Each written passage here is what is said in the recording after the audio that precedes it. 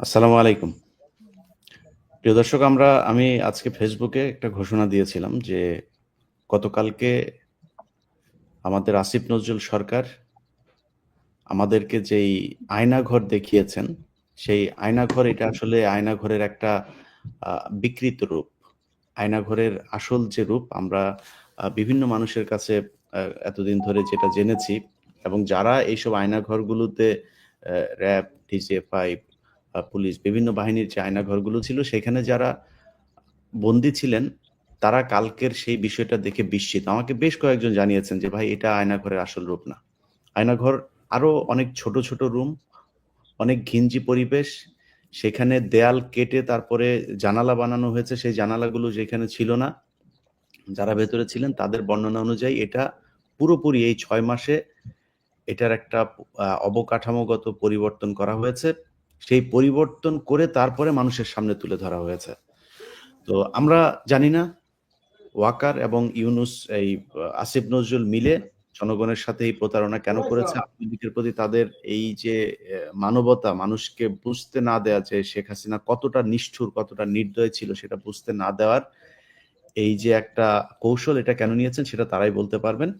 আমার সাথে যেসব মানুষেরা গুম আছেন, আমাদের এখানে আসলে আজকে অনেকেরই উপস্থিত থাকার কথা। আমি এট এ টাইমে হয়তো সবাইকে নিতে পারবো না। তারপরেও বেশ কয়েকজন আ আছেন। আমরা তাদের আমি সবাইকে আলাদা, আলাদা করে পরিচয় করে দেওয়ার চাইতে আমার মনে হয় ১ম এ শুরু করি আমাদের আ আ আহমেদ রফিক ভাই। আ শফিক ভাই বলবেন। জি? শফিক ভাই আগে বলবেন। আচ্ছা, জি, শফিক ভাই আপনি তাহলে শুরু করেন। আ আ আসলে আমরা যে আয়নাঘর দেখেছি, সেই আয়নাঘরের কোনো এক জায়গায় আপনিও ছিলেন। সো আপনি কেমন দেখেছেন? কালকে যেটা দেখেছেন তার মধ্যে কোনো পার্থক্য ছিল কিনা? আসসালামু আলাইকুম ওয়া রাহমাতুল্লাহি ওয়া বারাকাতুহু। ইন্নাল হামদুলিল্লাহ ওয়াসসালাতু ওয়াসসালামু আলা রাসূলিল্লাহ। ধন্যবাদ জানাচ্ছি আজকে সাংবাদিক ইলিয়াস ভাই আমাদেরকে আমাদের কথাগুলো জাতির সামনে তুলে ধরার সুযোগ করে দেওয়ার জন্য, এবং একই সাথে ধন্যবাদ জানাচ্ছি আজকে যারা আমাদের দর্শক, আমাদেরকে অন এয়ারে যারা দেখতেছেন সকলকে জানাচ্ছি আন্তরিক শুভেচ্ছা ও অভিনন্দন। প্রিয় দেশবাসী, আপনারা গতকালকে আমাদের প্রধান উপদেষ্টা সহ বেশ কয়েকজন উপদেষ্টা মন্ডলীর সমন্বয়ে আপনারা দেখেছেন যে ওনারা আয়নাঘর পরিদর্শনে গিয়েছেন। এজন্য আমরা ওনাদেরকে আন্তরিকভাবে ধন্যবাদ জানাই। তবে আরো বেশি খুশি হইতাম যদি ৫ই আগস্টের পরপরই ওনারা মানে যখন সরকার গঠন হলো ৮ই আগস্ট এর কয়েকদিনের মধ্যে খুব যত দ্রুত সম্ভব আয়নাঘরগুলো যাইতে পারতেন যদি, তাহলে আরো বেশি ভালো হতো। আমরা গতকালকে যে আয়নাঘরের দৃশ্যগুলো দেখলাম, এই দৃশ্যগুলোতে আমাদের স্পষ্ট মনে হয়েছে যে এখানে বেশ কিছু পরিবর্তন করা হয়েছে। তো আমাকে ২০২২ সালের ১৩ই জানুয়ারি রোজ বৃহস্পতিবার রাত ৮টা ৩৫ মিনিটে আমাকে র‍্যাব 1 আমাকে গুম করে, এবং আমাকে গুম করার যে কাহিনীটা ছিল আমি মোটেও কল্পনাও করতে পারি নাই। আমি ওইদিকে পরে যাচ্ছি। আগে হলো যে আয়নাঘরগুলো আমরা দেখলাম, এগুলো কতটুকু ঠিক বা বেঠিক। আমরা যতটুকু দেখেছি বা আমরা আয়নাঘরে ছিলাম, আমি ৪০ দিন ছিলাম। ২০২২-এর ১৩ই জানুয়ারি থেকে নিয়ে ফেব্রুয়ারির ২০শে ফেব্রুয়ারি পর্যন্ত আমি প্রায় ৪০ দিন এই আয়নাঘরগুলোতে ছিলাম। তো আয়নাঘরে আমাকে রাখা হয়েছিল উত্তরায় র‍্যাব 1-এ রাখা হয়েছিল। তো সেখানে আমি যেগুলো দেখেছি, ওই আয়নাঘরগুলোতে ভেন্টিলেশন ফ্যান ছিল না এবং জানালাও ছিল না। আমরা গতকালকে যে আয়নাঘরগুলো দেখেছি, এখানে আমরা দেখেছি যে এখানে ভাই আপনি জানালা ছবিটা আছে। নামায় রাখেন, ছবিটা ধরে রাখতে হবে না, ওইটা নামায় রাখেন। আলামিন ভাই আপনি জানালা ছবিটা নামায় রাখেন। জানালা জানালা ছিল, জানালা ব্লক করে দেওয়া হয়েছে, কোথাও নতুন নতুন প্লাস্টার করা হয়েছে, এনামুল ভাই কোথাও আপনি ছবিটা নামান, ছবিটা নামান। ছবিটা ধরার দরকার ফ্যানও নাই। আছে। নামায় রাখেন এনামুল ভাই।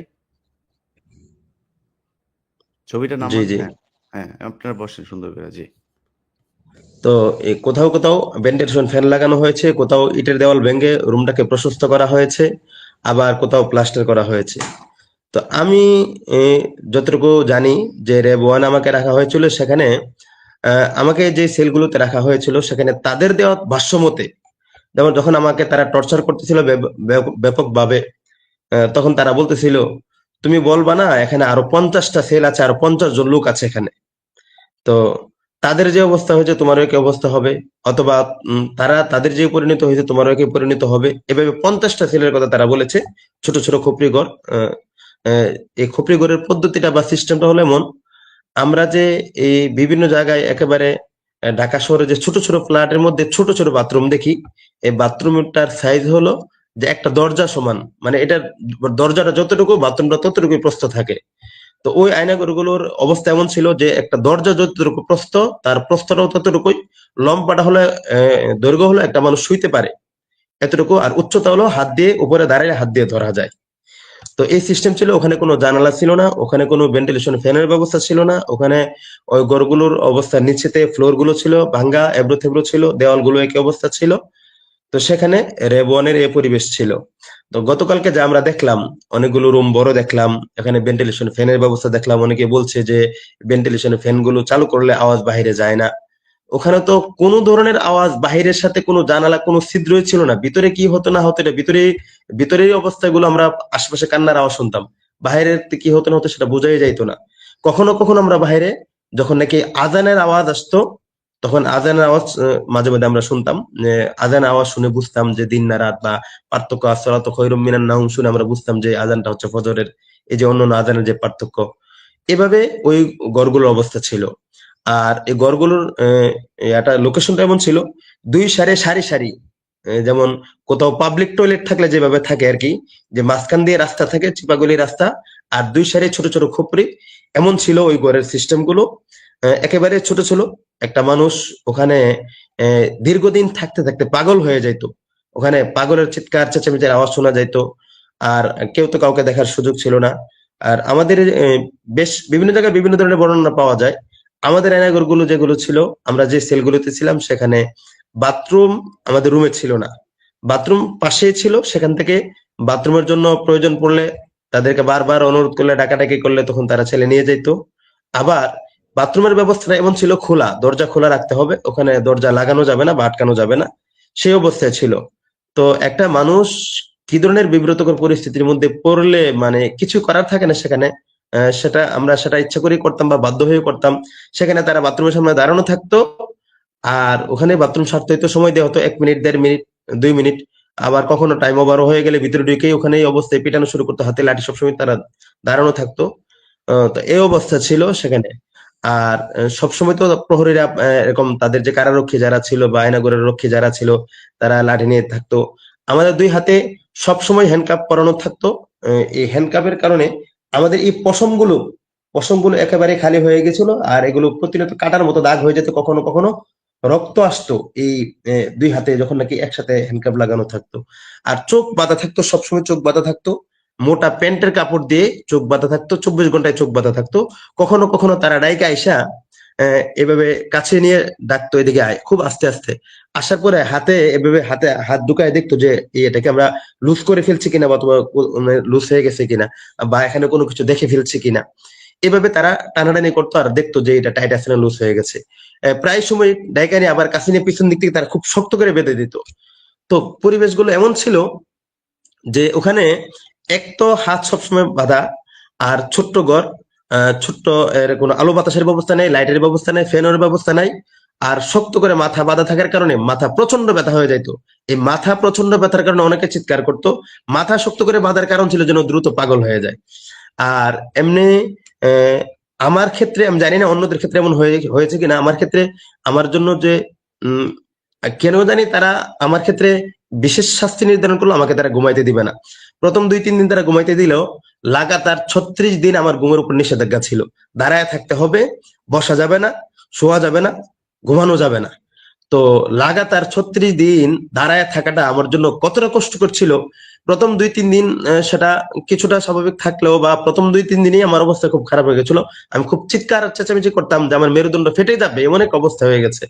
আমি তাদের কাছে অনেক কান্না করেছি, অনেক অনুনয় করেছি, অনেক হাতে পায়ে ধরেছি, অনেক রিকোয়েস্ট করেছি যেন আমাকে ব্যথার ট্যাবলেট দেয়, আমাকে যেন শোয়ার ব্যবস্থা করে, আমাকে যেন শুইতে যেন বাধা না দেয়। কিন্তু কথা একটাই, উপরের নির্দেশ, শোয়া যাবে না, স্যারের নির্দেশ, বসের নির্দেশ, শুইলে আমাদের চাকরি থাকবে না, তোকে শুইতে দেওয়া হবে না, ইত্যাদি ইত্যাদি অনেক কিছুই। তো ওখানে যে একটা দিন পার করা ছিল আমাদের জন্য একটা বছরের চেয়েও বেশি কষ্টকর ছিল। একটা মুহূর্ত পার করা মানে আমাদের এই সেটা 36 দিন কি আপনি মানে ছিলেন, দাঁড়ায় থাকতে পারছিলেন নাকি? পারা তো যায় না সেটা, মানে ওই আমরা বাধ্য থাকতাম। কখনো কখনো মানে তারা যে আসা যাওয়া করতো বোটের আওয়াজে বুঝতে পারতাম।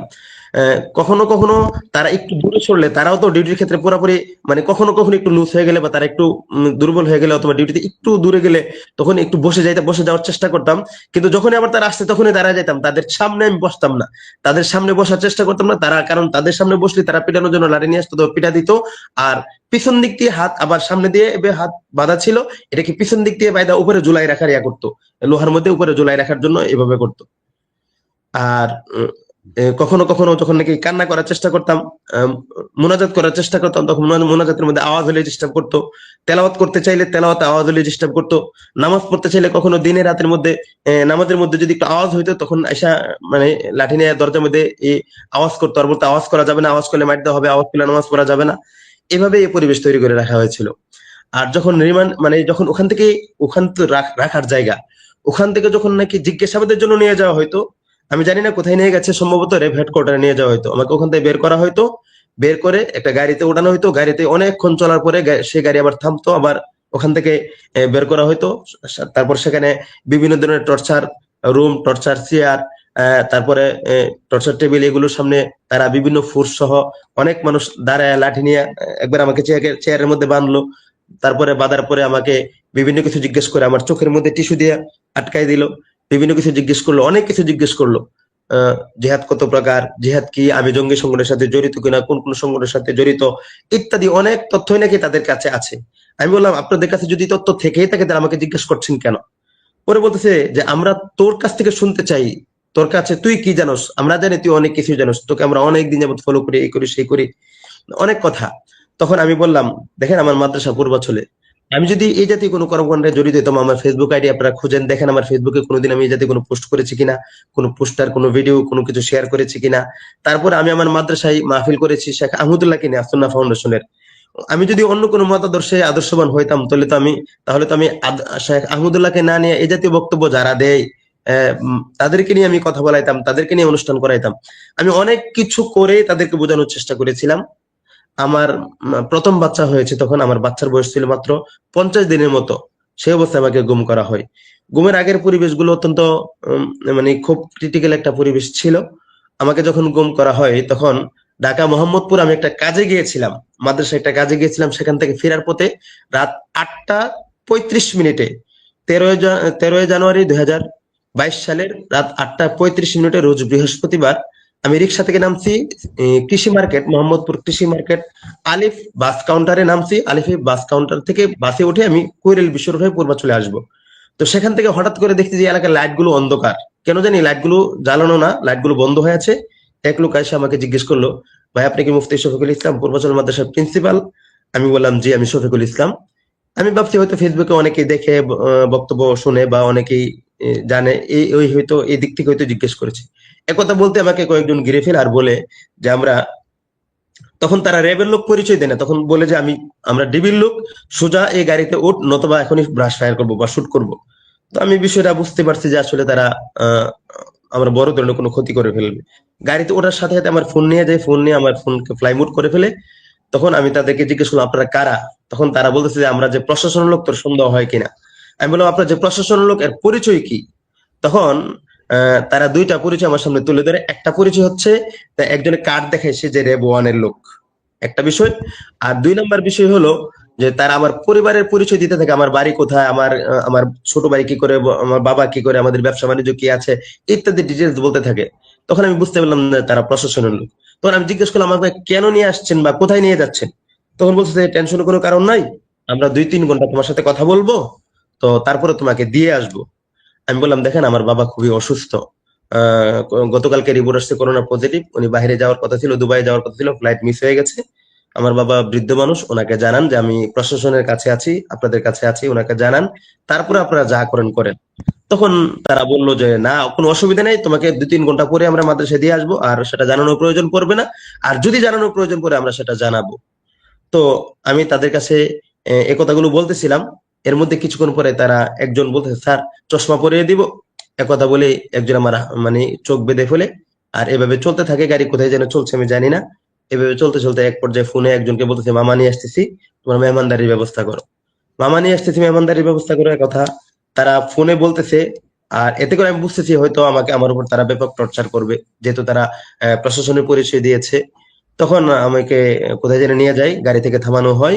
তারপরে সেখানে গাড়ি থেকে নামানোর পরে একজন আমাকে বলতেছে, সামনে চলো, সামনে চল, উপরে। এভাবে করতে করতে দোতলায় নিয়ে যায়। সেখানে আমার গায়ের যে পোশাক ছিল, দোতলায় নিয়ে আমাকে প্রথমে সার্চ করা হয়। তারপর আমার গায়ের যে পোশাক ছিল, আমার পোশাক খুলে ফেলা হয়। তারপর আমাকে পাগলের পোশাক পরানো হয়। আমি মোটেও প্রস্তুত ছিলাম না। আমি মোটেও প্রস্তুত ছিলাম না আমার সাথে এমন পাগলের আচরণ করা পাগলের হয়। পোশাক কি ভাই? পাগলের পোশাক বলে এমন বড় বড় পোশাক পরানো হয়, যেগুলো নাকি একটা গেঞ্জি আমি গায়ে দিছি আমার হাঁটু পর্যন্ত ডেকে গেছে, এমন পোশাক। আর নিচে কি জানি লুঙ্গির মতো করে একটা পরানো হয়, আমার তো চোখ বাঁধে, আমি তো জানি না। তো তারপরে যখন নাকি আমি ভিতরে, আমাকে নিয়ে যখন রাখা হলো, যাচ্ছি, আস্তে আস্তে সামনে যাচ্ছি। যখন আমাকে পাগলের পোশাক পরানো হয়, কিছুক্ষণ পরই আমাকে বলতেছে যে কোনোভাবেই দেখার চেষ্টা করবি না, যদি দেখার চেষ্টা করো দুইটা চোখ খুলে ফেলবো। আমি এতে করে অনেক ভয় পেয়ে যাই যে তারা আসলে আমার চোখ খুলে ফেলবে। আর তাদের ব্যাপারে আমার যতটুকু আমাদের বিভিন্ন কাহিনী, বিভিন্ন বর্ণনা থেকে জানাশোনা, তারা এমনটা করতেই পারে, অসম্ভব কিছু না। প্রথমে যেহেতু আমাকে শুট করার কথা বলেছে, আমি জি। কোনোভাবে দেখার চেষ্টা করি। এভাবে মানে কিছুদিন যাওয়ার পর আমি নিজ দিক, এই যে এদিকে বাঁধার পরও নিজ দিয়ে হালকা হালকা দেখা যায়, তখন তো আমি বুঝি আমার গায়ের পোশাক কেমন। এমনকি খাওয়ার সময় এগুলো নিজে দেখা যেত। তো এভাবে আমাকে চোখ খুলে ফেলার কথা বলা হয়। তারপর আমাকে নিয়ে এক রুমের মধ্যে রাখে, শীতের দিন, একেবারে কনকনে ঠান্ডা শীতের দিন। তো সেখানে এই শীতের দিনে আহ, ছোট্ট পাতলা যে কম্বলগুলো মানুষ রেল স্টেশনে গায়ে দিয়ে শুয়ে থাকে, এভাবে দুইটা কম্বল দেওয়া হয়, একটা নিচের জন্য আর একটা উপরের জন্য। আমাকে বলতেছে এই রুমে ঢুক, এই কথা বলেই ছোট্ট এক রুমে ঢুকে আমাকে লক করে ফেললো। আর তারপরে এই আচ্ছা, দুইটা কম্বল দিলে শুয়ে থাক। এরপরে ওইখানে কতদিন ছিলেন? এখানে আমাকে 40 দিন রাখা হয়েছিল। আচ্ছা, আমরা ওইখানে ওরা কি ধরনের আচরণ করে ওইটা আরেকজনের কাছ থেকে শুনি। আমাদের এই যে এনামুল ভাইয়ের যিনি এখন পর্যন্ত গুম হয়ে আছেন, তার পরিবারের সদস্যরা আছেন। আমি দেখছি যে ছোট বাচ্চাটা ঘুমিয়ে যাচ্ছে। আমরা ওনাদের কাছ থেকে একটু শুনে আসি। ভাই জি। একটু বলেন।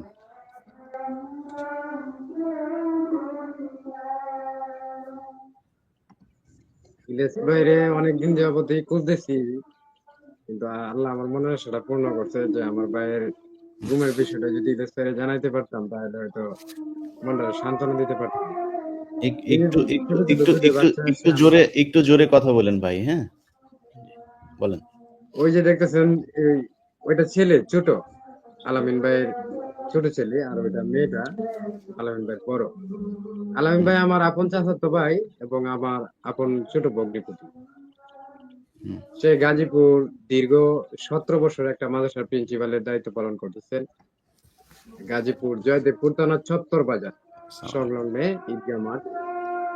ওখান থেকে জানুয়ারি 30 তারিখ 2023 রাত 10টায় আনুমানিক তারে ডিবির পরিচয়ে উঠায় নিয়ে যায়। নিয়ে যাওয়ার পরে এর 10-12 দিন আগে ওই এলাকা থেকে ফখরুল নামে আরো, ফখরুলের ছেলে আরো 4 জন, মোট 6 জন রে র্যাপ 1 সিটিডিসি উঠায় নিয়ে গেছে। কাউন্টার টেরোরিজম সিটিডিসি উঠায় নিয়ে গেছে। তখন আমার বাইরে যেদিন গ্রেপ্তার করা হয়, এদিন বলতেছে যে কিছুদিন আগে যে কয়েকজনকে গ্রেপ্তার করা হয়েছে এদেরকে আপনি চিনেন? পরে বলতেছে হ্যাঁ চিনি। তো এদের সামনে নিয়ে কিছু জিজ্ঞাসাবাদ করব, পরে এসে আপনাকে দিয়ে যাব। পরে এই কথা বইলা নিয়ে গেছে গা। তো পাশের রুমে যে আরেকজন শিক্ষক ছিল তারে চাপিটে বুঝাইয়া দিতে গিয়া তখন ওই শিক্ষকের জিজ্ঞাসা যে আপনারা কারা? পরে কইতেছে আমরা ডিবির লোক। পরে এই কথা বইলা কিন্তু নিয়ে গেছে। নিয়ে যাওয়ার পরে আমরা সকালে থানায় গেছি। যাওয়ার পরে থানার ওসি সাহেব তো দেখা করেই না, মানে থানার ভিতরে আমাদেরকে ঢুকতে দেওয়া হয় না।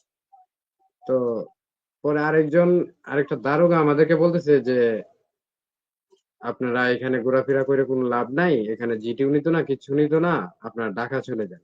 তো ঢাকা কোথায় যান? ডিবি হারুনের কাছে চলে যান। আপনার এলাকার লোক, আপনারা ওইখানে চলে যান, একটা সন্ধান পাবেন। তো এখানে ডিবি হারুন ভাইয়ের অফিসে গেছি, নিচে গিয়া করছি, বসে রয়েছি। হারুন ভাই সিসি ক্যামেরা দেখা দেখা করে না, বলতে দেবে, দেখা করে না, বুঝছেন ভাই? পরে দীর্ঘ 3 ঘন্টা সময় কাটানোর পরে হারুন ভাইয়ের ছোট ভাই জিয়ার এখানে গেলাম। জিয়া কইতেছে তো এটা খুব সেনসিটিভ বিষয়, সিটিডিসির বিষয়, এটা তো এভাবে কোনো কিছু বলা যায় না। তবে বিকালে 50,000 টাকা পাঠায় দিয়েন, আমি একটা তথ্য দিমু।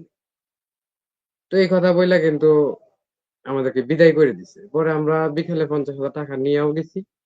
পরে আর দেখা করে না। দেখা না করলে এবার ঘুরতেছি, বিভিন্ন জায়গায় যাইতেছি।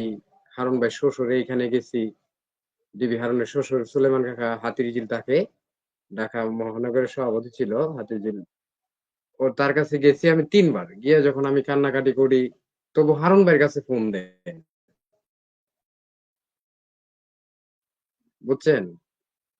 এই নিয়ে জি। অনেক যা ধরা মানে যা ওইখানে গেছি।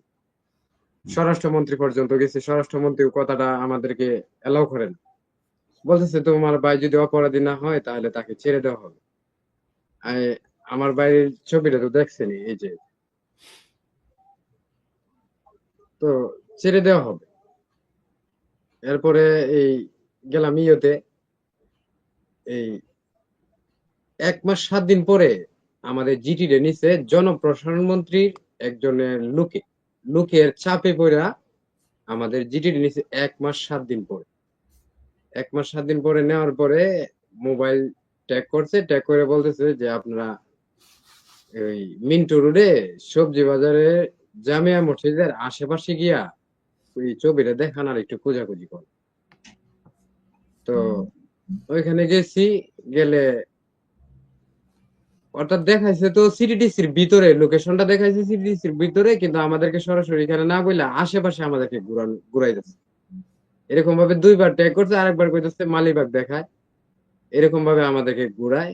আর কোন রকম কোন তথ্য মতো আমরা এখন পর্যন্ত পাই নাই, আগে তো পাইই নাই, এখন পর্যন্ত আমরা কোনো তথ্য পাই নাই। তো সরকার পতন হওয়ার পরে এই আগে যে 6 জনকে ধরছিল, এদের একজন জামিন পাইছে। সরকার পতন হওয়ার আগেই একজন জামিন পাইছে, পরে পতন হইলে বাদ বাকি হারা সবাই জামিন পাইছে। তো 1 নাম্বার আসামি যে, এদেরকে একটা মামলা দিছে হরকাতুল জিহাদ হুজি সংগঠনের একটা মামলা দিছে। মামলা দিয়ে এদেরকে 12 দিন পরেই কিন্তু কারাগারে পাঠায় দিছে। তো 1 নাম্বার আসামি যে ফখরুল ভাই, উনার আমার ভাইয়ের মাদেশার 1 কিলোমিটার দূরে তো তার বাড়িটা। উনার যখন জামিন পাইছে তখন উনার সাথে সাক্ষাৎ করলাম। উনি কইতেছে যে আলামিন হুজুর রে অনেক মাইর করছে। আহ, প্রথম দিন যেদিন ধরে নিছে এর পরের দিনেই তার পাওয়ার তালার মধ্যে 200 বাড়ি দিছে। একটা কমও দিছে না, একটা বেশিও দিছে না। বাড়ি দিছে ইএসসি ইস্তেক আহমেদ। আর গ্রেপ্তার করার সময় ছিল Tohidul Islam Sumon, CTDC sub inspector Tohidul Islam Sumon, sub inspector Moniruzzaman, হ্যাঁ। আর এদের এসি ইস্তেক আহমেদের তত্ত্বাবধানে আমার ভাইকে গ্রেপ্তার করা হয়। তো এই এসি ইস্তেক আহমেদে একটা বাড়ি কমও দেয় নাই ভাই, বেশিও দেয় নাই, পাক্কা 200 বাড়ি দিছে। বলছে মুকুল তোর কোনো কি আছে, হ্যাঁ, তুই আফগানে গেছস, পাকিস্তানে গেছস, এই সেই জিগা। আসলে আমার ভাইটা এরকম না, আমার ভাইটা শুধু সাধারণ মানুষের মতো চলাফেরা করতো। এই যে 2টা বাচ্চা যেদিন আমার ভাইটাকে গুম করে নিয়ে গেছে গা, এর পরের দিন যে 2টা বাচ্চারে একটা কেক কিনে দিব এরকম 10টা টাকাও আমার বোনের কাছে রাখে নাই, তার ওয়াইফের কাছে রাখে নাই যে বাচ্চাটা 10টা টাকা দিই। এই অবস্থায় সে চলাফেরা করতো, 8-10 হাজার টাকা বেতন পাইতো। এই বেতন দিয়াই তার পরিবারটা নিয়ে চলতো। তো পরে ওই যে এসি 5 তারিখের পরের কথা বলেন। আগে তো আওয়ামী লীগ যা করেছে সেটা আমরা মোটামুটি জানি। মানে 5 তারিখের পরে আপনারা প্রশাসনের কাছে যান নাই, বা সরকারের কাছে, বা কোনো ছাত্রদের কাছে, কারো কাছে গিয়েছেন? কি কি চেষ্টা করেছেন আপনি?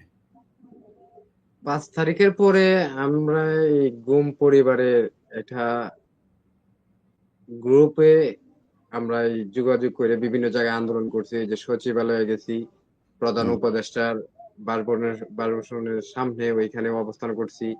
হুম। এরপরে ওই যে কচুক্ষেত আয়নার ঘরের সামনে ওইখানেও আন্দোলন করছি। তো এই যে থানায় তহিদুল থানায় ইসলাম, থানায় যান নাই?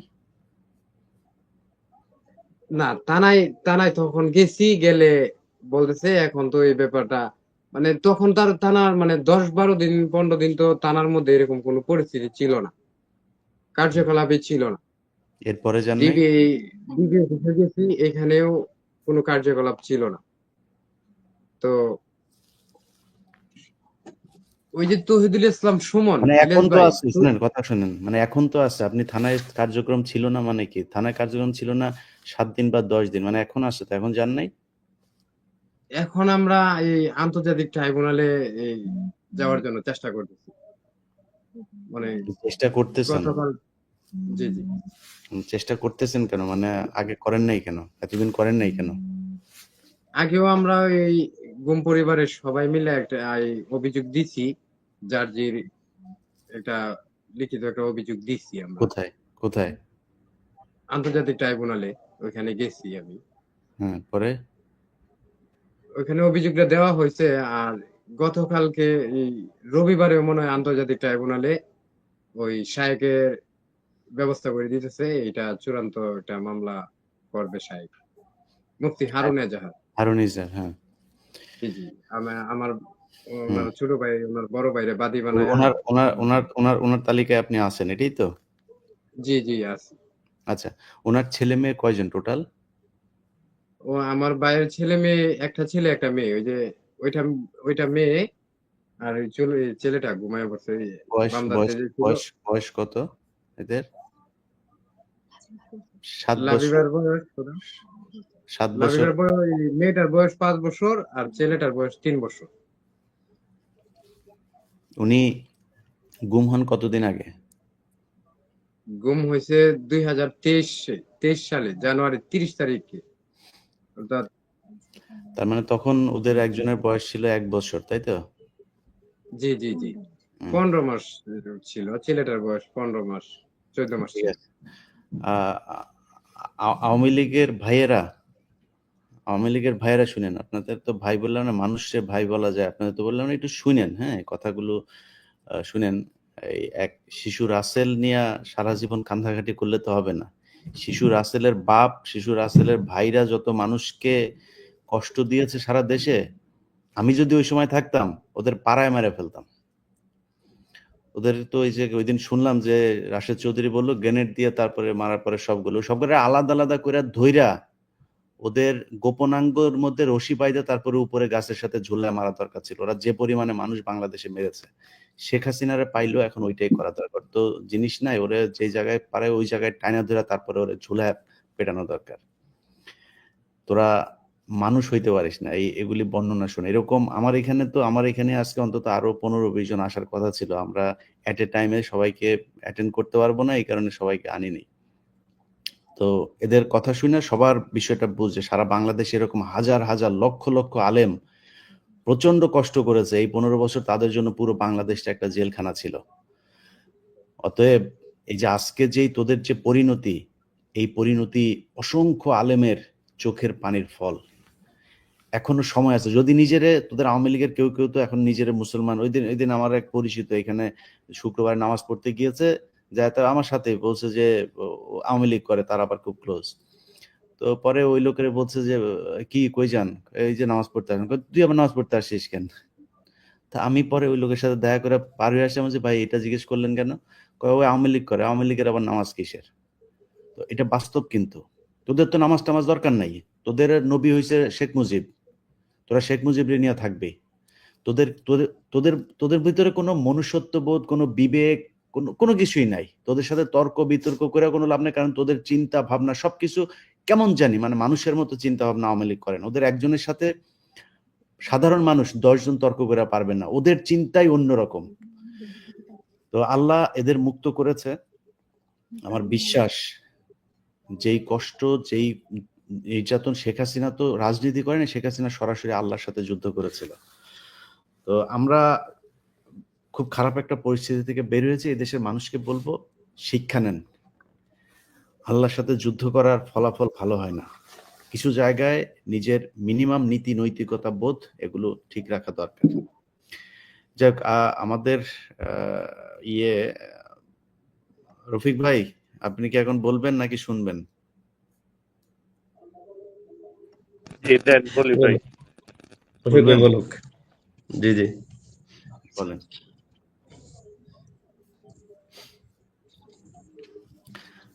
আচ্ছা, ভাই, এই কি বলে উনি, এনামুল ভাই, আপনি যদি জি আপনার সমস্যা হয় তাহলে চলে যেতে পারেন, যদি বসে থাকতে চান তাহলে বসে থাকতে পারেন, আপনার উপরেই, আপনার ইচ্ছা।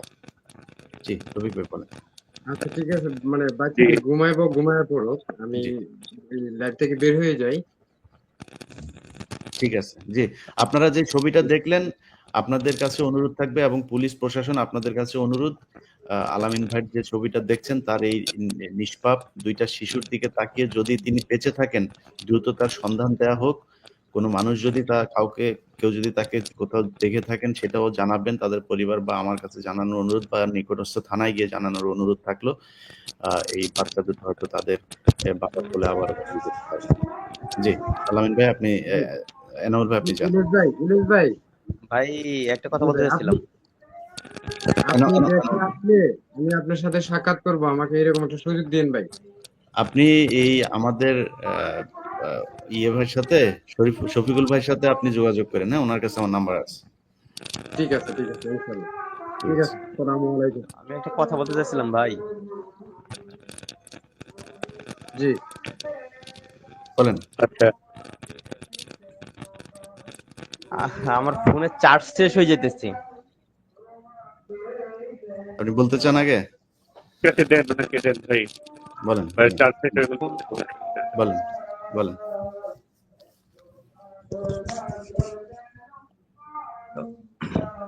আমার নাম সোহেল রানা।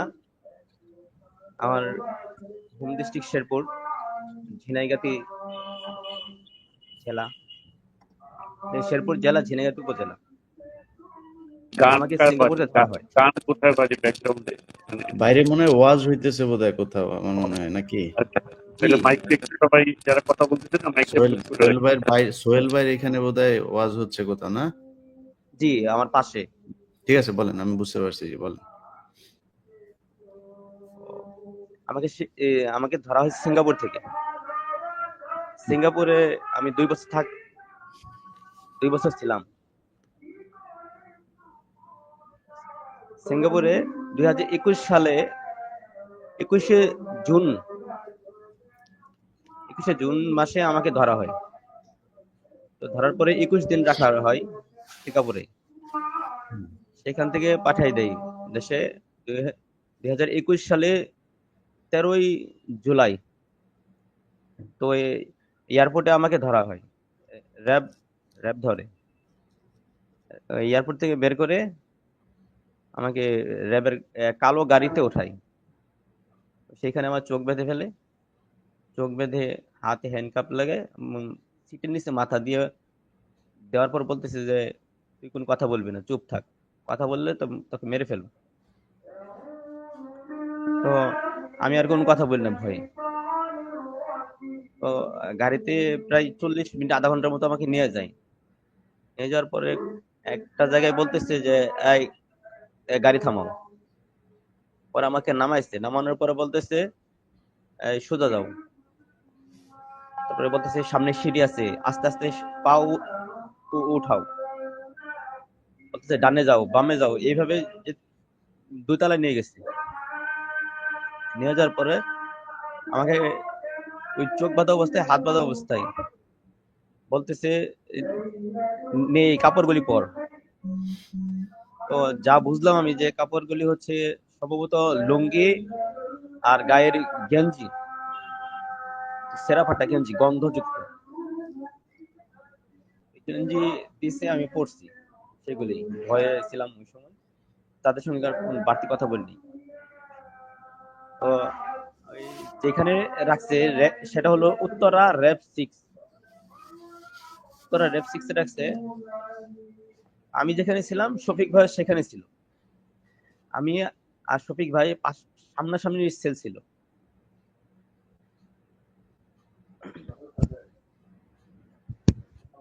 সামনাসামনি সেল ছিল শফিক ভাই আর আমার। তো সেখানে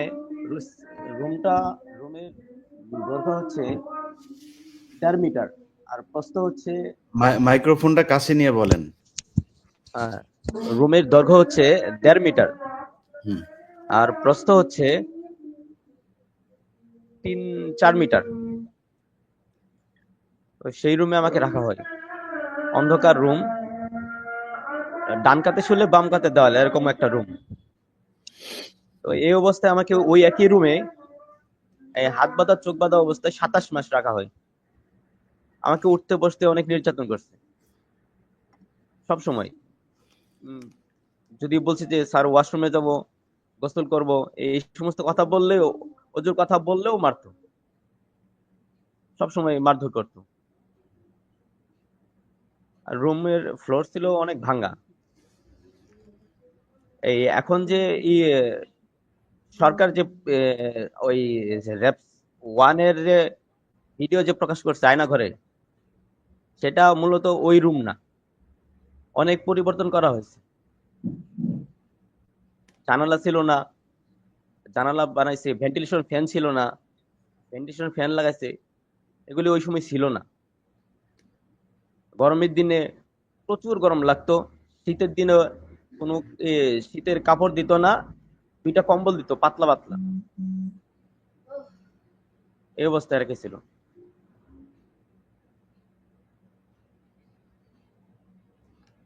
খাবারের সময়ও খাবারের পরিমাণ খুব অল্প দিত, একদম অল্প দিত। হুম। গোসলের কিছু দিত না। মানে গোসলের সাবান, সিঙ্গাপুরে আপনাকে ধরলো কারা? Singapore police? সিঙ্গাপুরে তারা পুলিশ পরিচয় দিচ্ছে আমাকে, হুম। কার্ড দেখাইছে, বলছে যে আমরা সিঙ্গাপুর পুলিশ। Singapore police. পরে তারা ধরে আপনাকে কি করলো? তারা ধরে আমাকে বলতেছে, তুমি থানায় চলো, তোমাকে কিছু জিজ্ঞেস করো, তারপর ছেড়ে দেবো, হুম। এই কথা বলছে। আচ্ছা, পরে তারপরে আপনাকে এয়ারপোর্টে নিয়ে এসে বাংলাদেশে পাঠিয়ে দিয়েছে? না, ওইখান থেকে 21 দিন রাখছে। 21 দিনে তারা আমাকে জিজ্ঞাসাবাদ করছে বিভিন্ন কিছু, বিভিন্ন সংগঠনের কথা বলছে, কিন্তু আমি এগুলো কিছু জানি না। মানে ওগুলি সব কি সিঙ্গাপুরেরই লোক? জি। আচ্ছা, তারা বলছে বাংলাদেশ থেকে ইনফর্ম করা হয়েছে, এই জন্য তোকে আমরা ধরেছি, রাইট, বুঝতে পারছি। এই কথা বলেছে। ওরা করছে ওদের আপনার নামে। আপনি কি বাংলাদেশে থাকতে কি কোনো দল টল করতেন, শিবির বা না কোনো দল? না না, হুম। কোনো এমনি পলিটিক্স আমি করিনি, কোনো নামাজ পড়তেন? জি, নামাজ পড়তাম। ওকে, জি, তারপরে বলেন। ওইটা আপনার অন্যায়, ওইটা আপনি নামাজ পড়তেন কেন মিয়া? নামাজ পড়লে তো আপনার মায়ের হবেই, ওইটা আপনার অন্যায়। ওর বাপ ছিল হইলো গিয়া দেবদাস, ওর বাপ এই মুসলমানদের প্রতি ওর বাপেরও চরম আক্রোশ ছিল, ওরও সে একই রকম। বলেন। সেখানে ওই আয়নাঘরে র্যাব 1 এ তারা আমাকে বিভিন্ন সময় বিভিন্নভাবে নির্যাতন করত।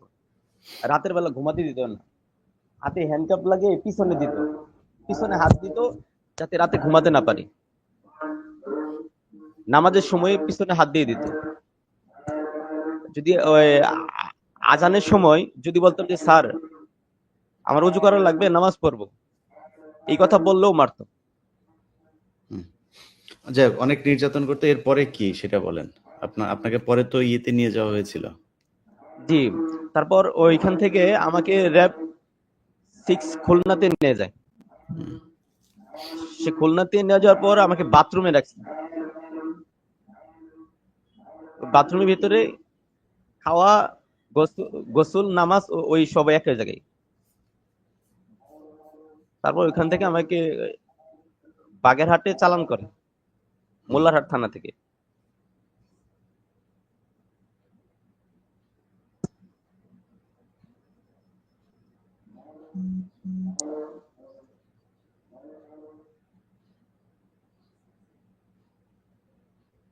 তো আমি ওদেরকে অনেক বলছি, স্যার আমাকে একটা সুযোগ দেন, আমি বাড়িতে একটু কথা বলি, আমার মায়ের সঙ্গে কথা বলি। তারা আমাকে একটা সুযোগ দেয়নি,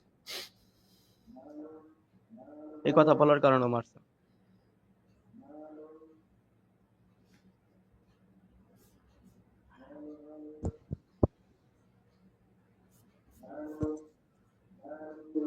আমি আর কথা বলতে পারতেছি না। তারপরে কি হয়েছে বলেন। আপনি এই শফিকুল ভাই, ওনাকে কি ইন্ডিয়া নিয়ে গেছিল? কাকে, ওনাকে নাকি?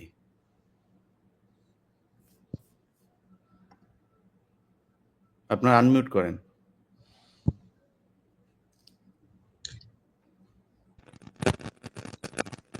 ইন্ডিয়া যাকে নেওয়া হয়েছে ইন্ডিয়া যাকে নেওয়া হয়েছে তার সাথে আমি আজকে কথা বলা যোগাযোগ করার চেষ্টা করেছি। আচ্ছা, উনি উনি এখনো ভয় পাচ্ছে যে উনি যদি লাইভে আসে তাহলে ওনাকে আবারও ধরে নিয়ে যাবে, আবারও কিছু করবে, সে আশঙ্কা আচ্ছা করছে, এজন্য লাইভে না, আসলে। আচ্ছা ওকে। না, আমি মনে করছি বোধহয় এয়ারপোর্ট থেকে তাকেও মনে হয় ওইভাবে র্যাব ধরে নিয়ে তারপরে ইন্ডিয়া পাঠিয়েছিল। যাই হোক। আচ্ছা, ভাই, রফিক ভাই আপনার কাছেই যাই, বলেন। ভাই আমি বের হইলাম। হ্যাঁ, ঠিক আছে, সোহেল ভাই জি। আসসালামু আলাইকুম। আসসালামু আলাইকুম। ইলিয়াস ভাই, আপনাকে ধন্যবাদ আজকের এই প্রোগ্রামের জন্য।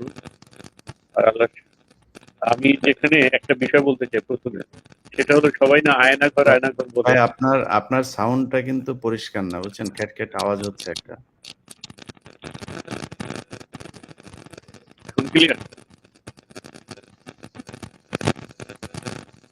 না, একটা আওয়াজ হচ্ছে। সাউন্ডে কোনো সমস্যা আছে? এটা আপনার হেডফোনের সমস্যা বোধহয়। আপনি হেডফোন খুলে তারপরে দেখেন।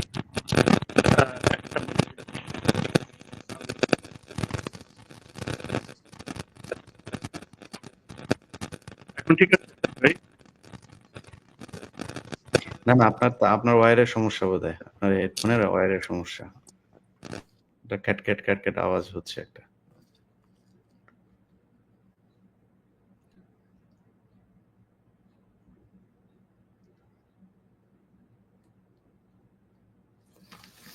এই রফিক ভাই আর কিছু বলবেন? রফিক ভাই তো বলা শুরু করবে এখন। বলতে গিয়ে তো শফিক ভাই, আসলে ভাই অনেক কথা, মানে এত লম্বা কথা আসলে বলে তো বোঝানো যাবে না। সবচেয়ে কষ্টের বিষয় যে কয়েকটা বিষয় ছিল, এই বিষয়গুলো আমি শেয়ার করি রফিক ভাই আস্তে আস্তে। সবচেয়ে বড় ঠিক কষ্টের আছে বিষয় ভাই। ছিল, হ্যাঁ জি, হ্যাঁ, বলেন। সবাই যে আয়নাঘর বলে, ঠিক আছে। আমার কাছে একটা তথ্য আছে, সেটা হলো আপনার হেডফোনের সমস্যা ভাই, বুঝছেন, আপনার হেডফোনের সমস্যা। আপনি হেডফোনটা খুলে ফেলেন, খুলে আপনি ফোনে কথা বলেন। খুলে ফেললে কথা স্বাভাবিক আসবে ইনশাল্লাহ, সুন্দর হবে। এবার বলেন। যে এখন সাউন্ড নাই।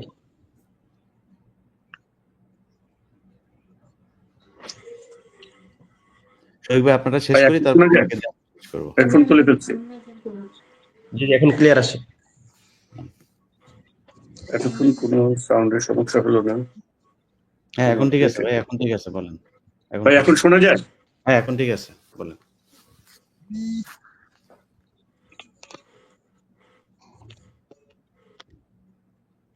ভাই ঠিক আছে, এখন বলেন আপনি।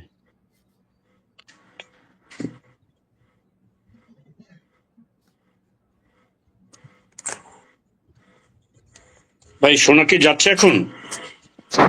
জি শুনতে পাচ্ছি সবাই।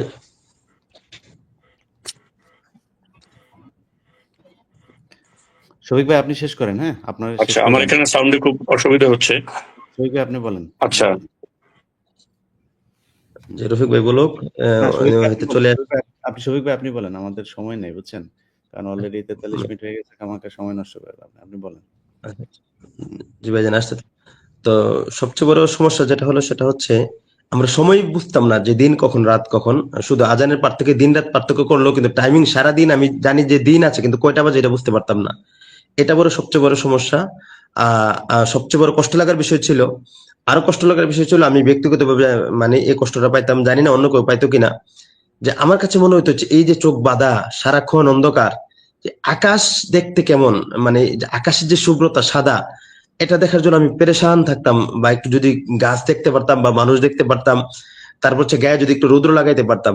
আকাশ দেখতে পারা, গাছ দেখতে পারা, গায়ে রৌদ্র লাগানো, এগুলো যে আল্লাহ সুবহানাহু ওয়া তাআলা অনেক বিশাল বড় নিয়ামত।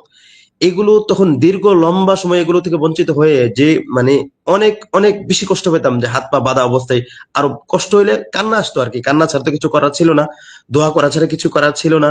আর তাদের কাছে অনেক রিকোয়েস্ট করেছি বাড়িতে একটু জানানোর জন্য যে আমরা বেঁচে আছি, আমরা যে পৃথিবীতে বেঁচে আছি এই খবরটা জানানোর জন্য। তারা আমাদেরকে ওয়াজ করতো, তোমরা শহীদ হইতে চাও তো এখানে শহীদ হইতেই তো আসছো, তোমাদেরকে শহীদ করা হবে, অসুবিধা কি? মানে এভাবে তারা আমাদের সাথে আর কি করতো, মস্কারা করতো। আমি অনেক রিকোয়েস্ট করেছিলাম যে আমার মাদ্রাসা বোর্ডিং এর চাল ডাল নাই, বা মাত্র 1 বস্তা চাউল ছিল আমি যখন গ্রেফতার হই। তখন মাদ্রাসা কিভাবে চলছে আমি জানি না, আমি একটা এতিমখানার পরিচালক, কিভাবে আপনারা আমাকে এখানে কেন নিয়ে আসলেন, আমাকে দ্রুত মাদ্রাসা ফিরিয়ে দিয়ে আসেন। তখন আমাকে উল্টা তারা বোঝানোর চেষ্টা করতো, তুমি যদি এই মুহূর্তে মারা যাও তাহলে পৃথিবী কি তোমার জন্য অচল হয়ে থাকবে? পৃথিবী সবকিছু তোমার জন্য অচল হয়ে থাকবে না, সবকিছু চলতে থাকবে। তুমি মনে করো শহীদ হয়ে গেছো, আর এগুলো আচ্ছা, সব আল্লাহর উপর ছেড়ে দাও। আর কোনো গুরুত্বপূর্ণ কথা আছে আপনার? তো এখন গুরুত্বপূর্ণ যে বিষয়টা সেটা হচ্ছে যে ওখানের অনেক অনেক টর্চার শিকার, এটা সময় করে হয়তো অন্য সময় বলবো। বাকি আয়না করে যে রূপটা যেটা আপনি বললেন যে কেমন দেখতে, আমরা গতকাল যেটা দেখলাম ওইটার সাথে কিছুটা আমরা একমত পোষণ করি না, আমরা কিছুটা ভিন্নমত পোষণ করি। এবং র্যাব 1, আমার মূল কথা হচ্ছে র্যাব 1 থেকে আয়নাগর গুলো উন্মোচন করা হোক। আমাকে গুম করার কারণে, আমাকে অন্যায়ভাবে মিথ্যা মামলা দেওয়ার কারণে আমি নিজে ক্ষতিগ্রস্ত হয়েছি, আমার প্রতিষ্ঠানের ছাত্র সব চলে গেছে, প্রতিষ্ঠান নষ্ট হয়ে গেছে। আমার ছোট ভাইকে ঢাকা বিশ্ববিদ্যালয়ের চাকরি থেকে তাকে বাতিল করা হয়েছে। কেন? সে আমার সন্ধান চেয়ে ফেস দ্য পিপলে লাইভ করলো। আমার সন্ধান চেয়ে কেন ফেস দ্য পিপলে লাইভ করলো? সেজন্য ঢাকা বিশ্ববিদ্যালয়ে রিসার্চ অফিসার হিসেবে নিয়োগ পাওয়ার পরেও শুধুমাত্র আমার সন্ধানে বিভিন্ন জায়গায় ঘোরাফেরা করার কারণে, আমার সন্ধান চাওয়ার কারণে তাকে ঢাকা বিশ্ববিদ্যালয়ের রিসার্চ অফিসার থেকে চাকরি থেকে তাকে বাতিল করা হয়েছে, তাকে নিয়োগ বাতিল করা হয়েছে। আমার বাবার ব্যবসা বাণিজ্য ক্ষতিগ্রস্ত হয়েছে, মা বাবা অসুস্থ হয়েছে। চাকরি ফিরিয়ে দেয় না এখনো? না, এখনো ফিরিয়ে দেয়নি। কি বলে ওনারা, এখন কি বলে? তারা এর পরিবর্তে অন্য কাউকে নিয়োগ দিয়ে নিছে, নাম তার কি? নিয়োগ বাতিল করে। আপনার ভাইয়ের নাম কি? আমার ছোট ভাইয়ের নাম হচ্ছে সিরাজুল ইসলাম মিলন। আর তাকে যে চাকরি থেকে বাতিল করেছে, তখন আওয়ামী লীগের যে ছিল আব্দুল সামাদ সম্ভবত, যে প্রক্টর নাকি, যে ভাইবা বোর্ডের যে ছিল, সে বলছে তুমি তোমার ভাই রাষ্ট্রদ্রোহী মামলায়, আর তুমি তার সন্ধান চেয়ে তুমি ফেস দ্য পিপলে লাইভ করেছো, কোন রাষ্ট্রদ্রোহীর ভাইকে ঢাকা বিশ্ববিদ্যালয়ের মতো প্রতিষ্ঠানে চাকরি দেওয়া হবে না। বুঝতে পারছি। আলতাফ ভাই, আপনারটা শুনি, বলেন ভাই। আসসালামু আলাইকুম রহমতুল্লাহ। আমি আলতাফ হুসাইন। তো আমি 2013 সালে 5ই মে, যেদিন মানে শাপলা চত্বরের যে রাত, শাপলার রাত, ওই দিন আমি হচ্ছে আপনার কাকরাইল থেকে আমি গ্রেফতার হয়েছিলাম 8টার সময়। আমি দুপুরবেলা থেকে ওখানেই ছিলাম। তো লাশ এই আপনার পল্টন মোড় থেকে কাকরাইল ইসলামী ব্যাংক হাসপাতালে মোটামুটি আমি 11টার মতো লাশ আমি আনি ভ্যানে করে। তো লাস্ট আমি বের হওয়ার পরে ইশারের টাইমে আমাকে হচ্ছে ওই সময় পুলিশ গ্রেফতার করে নেয়। তো এই সময় মোটামুটি আমি একটু মার্ক হয়ে যাই, যে হেফাজতের সময় যেহেতু আমি অ্যারেস্ট। তো তারপর থেকে আমি প্রায় 3 মাস ওখানে জেল খাটি, 3টা মামলা দেয় আমাকে। তো এরপরও আমি বের হওয়ার পরেও ফেসবুকে আমি মানে হেফাজতের গণহত্যা কিংবা এগুলো নিয়ে সরকার মানে লুকোচুরি খেলছে কিংবা এগুলো তারা ধামাচাপা দিতে চাইছে, এগুলো নিয়ে সবসময় আমি সরব ছিলাম ফেসবুকের মধ্যে। তো এরই পরিপ্রেক্ষিতে যখন আমি হেফাজতের সময় জেলে যাই, তখন বর্তমানে এই 21শে আগস্ট মামলায় যারা এই খালাস পেয়েছে, তাদের কয়েকজনের সাথে আমার মানে কথা হয়। তো ওই কথার মধ্যে আমি মানে তাদের কয়েকজনের ব্যাপারে জানতে পারি যে এরা আসলেই একবারেই নির্দোষ। এদেরকে যেমন নারায়ণগঞ্জের ওই যে ছিল বিএনপির ক্যাডার ছিল মমিনুল্লাহ ডেভিড, তার ভাই শাহাদাত। তো তাকে মানে এই জায়গায় নিয়ে এসে এই মামলায় মানে এমন অত্যাচার করছে, তো সে কথা বলতে পারতো, তো তার জবান বন্ধ হয়ে যায়। তার জিহ্বা এত খাটো হয়েছে যে সে আর কথা বলতে পারে না, এখন সে বোবা। তো এরকম অনেকের সাথে আমার সাক্ষাৎ হয়, যে যারা আসলে এইগুলার সাথে কোনোভাবেই সম্পৃক্ত না, আমার সাথে যে কজনের সাক্ষাৎ হয়। তো তারা আমাকে বলে যে ভাই, আমরা তো আসলে এখানে ফাঁসে গেছি, আর আমাদেরকে এভাবে জোরপূর্বক, আমরা এর সাথে জড়িত না। আমি এটা ফেসবুকেও লিখছি যে একজনকে আছে যে তাকে সন্দেহবশত 2 বার ধরে নিয়ে আসে। ধরে নিয়ে আসার পরে যখন তার কাছে কোনো তথ্য না পায়, তারপরে তাকে ছেড়ে দেয়। ৩য় বার তাকে আনে। তারপরেও যখন কোনো তথ্য না পায়, একবারে অমানবিক নির্যাতন করার পরে তখন তার স্ত্রীকে ধরে নিয়ে আসে। তারা সরাসরি তাকে বলে যে তুই যদি এখন স্বীকারোক্তি না দিস আমরা যেভাবে বলি, তাহলে হচ্ছে তোকে আমরা এই তোর স্ত্রীকে তোর সামনে ধর্ষণ করব। তখন ওই ভাই কাঁদতে কাঁদতে বলে যে ভাই, এর পরবর্তীতে আমি মানে এই স্বীকারোক্তি দিছি। আরেকজন ভাইয়ের কথা আহ, জানি, সে বলছে যে মানে তাকে পুরুষাঙ্গে এই পরিমাণ ইলেকট্রিক শর্ট দেওয়া হয়েছে যে রক্ত বীর্য সহ বের হয়েছে। মানে সে ওইখান থেকে আসার পরে, রিমান্ড শেষ করে আসার পরে সে হাঁটতে পারে না, এরকম অবস্থা। তো পরবর্তীতে তাকে যখন লোকজন জিজ্ঞাসা করছে, ভাই আপনি কি করছেন, আপনি নিজে বুঝছেন তো? বলছে ভাই ওইভাবে তিলে তিলে মরার চাইতে একবারে যদি আমাকে ফাঁসির দড়িতে ঝুলায় সেটাও ভালো। তো এরকম কয়েকজন মজলুমের সাক্ষাৎকার আমি নেই, আমি মানে যাদের সাথে আমার পরিচয় হয় আমি মোটামুটি দেখি যে আসলে এরা আসলেই নির্দোষ। এটা হচ্ছে ভাই তাদের যে কথা আছে কথায় বোঝা যায়। তো আমি এই জিনিসগুলো নিয়ে আমি অনলাইনে মোটামুটি একটু লিখতেছিলাম ফেসবুকের মধ্যে। আমি মোটামুটি একটা পাণ্ডুলিপি করি যে রিমান্ডের সেই দিনগুলি, মানে রিমান্ডে যে অত্যাচার নির্যাতন নিয়ে মানে মানুষদেরকে যে ধরে ধরে নিয়ে যা করছে এই জিনিসগুলো আমি মোটামুটি যখন কভার করি ফেসবুকের মধ্যে আমি তাদের নজরে পড়ে যাই। আপনি কোনো তো মামলা হঠাৎ টামলা করে কোনো এর কিছু মধ্যে করছেন? আপনি কোনো মামলা টামলা কিছু করছেন? এই যে মানে এই যে এত কিছু হয়েছে আপনার উপরে, কারোর উপরে মামলা টামলা করছেন এই যে ইসের পরে এই এই 5 সরকার যাওয়ার তারিখের পরে পরে? হ্যাঁ। জি জি আমি আপনার এই আন্তর্জাতিক অপরাধ ট্রাইব্যুনালে অভিযোগ করছি, জমা দিছি হুম। যে আমাকে গুম করা হয়েছে। তো আমি করি, তার পরবর্তীতে হচ্ছে আপনার আমরা অনলাইনে কয়েকজন বন্ধু বান্ধব আমরা মিলে চিন্তা করি যে আমরা একটা মিষ্টির কারখানা দিব। তো আমরা একটা মিষ্টির কারখানাও দেই। মিষ্টির কারখানা দেওয়ার পরে ওইখানে আমরা কর্মচারী রাখি। তো ওই সুবাদে আমি হচ্ছে গাজীপুরের শ্রীপুর থানার জৈনা বাজারে একটা ডিস্ট্রিবিউশন কোম্পানি রুচিরা ধনির অনেক বড় একটা হাউস। তো ওইখানে প্রায় 1 কোটি টাকার ব্যবসা। এটা হচ্ছে আমি হচ্ছে ম্যানেজার হিসেবে ছিলাম। তো আমি যেহেতু আলেম এই হিসেবে তারা আমাকে নিয়োগ দিয়েছে যে বিশ্বাস করে। তো আমি ওই কোম্পানির জুন মাসের হচ্ছে 14 তারিখ 2015 সালের জুনের 14 তারিখ আমি হচ্ছে ওই কোম্পানির দিতে যাই। এই ভ্যাটের কাগজ আমি ব্যাংকে টাকা জমা দিয়ে উত্তরায় আমি হচ্ছে ওই কাগজ যখন জমা দিতে যাই তখন নামাজের সময় হওয়ার পরে আমি টঙ্গীতে এই স্টেশন রোডে নামি।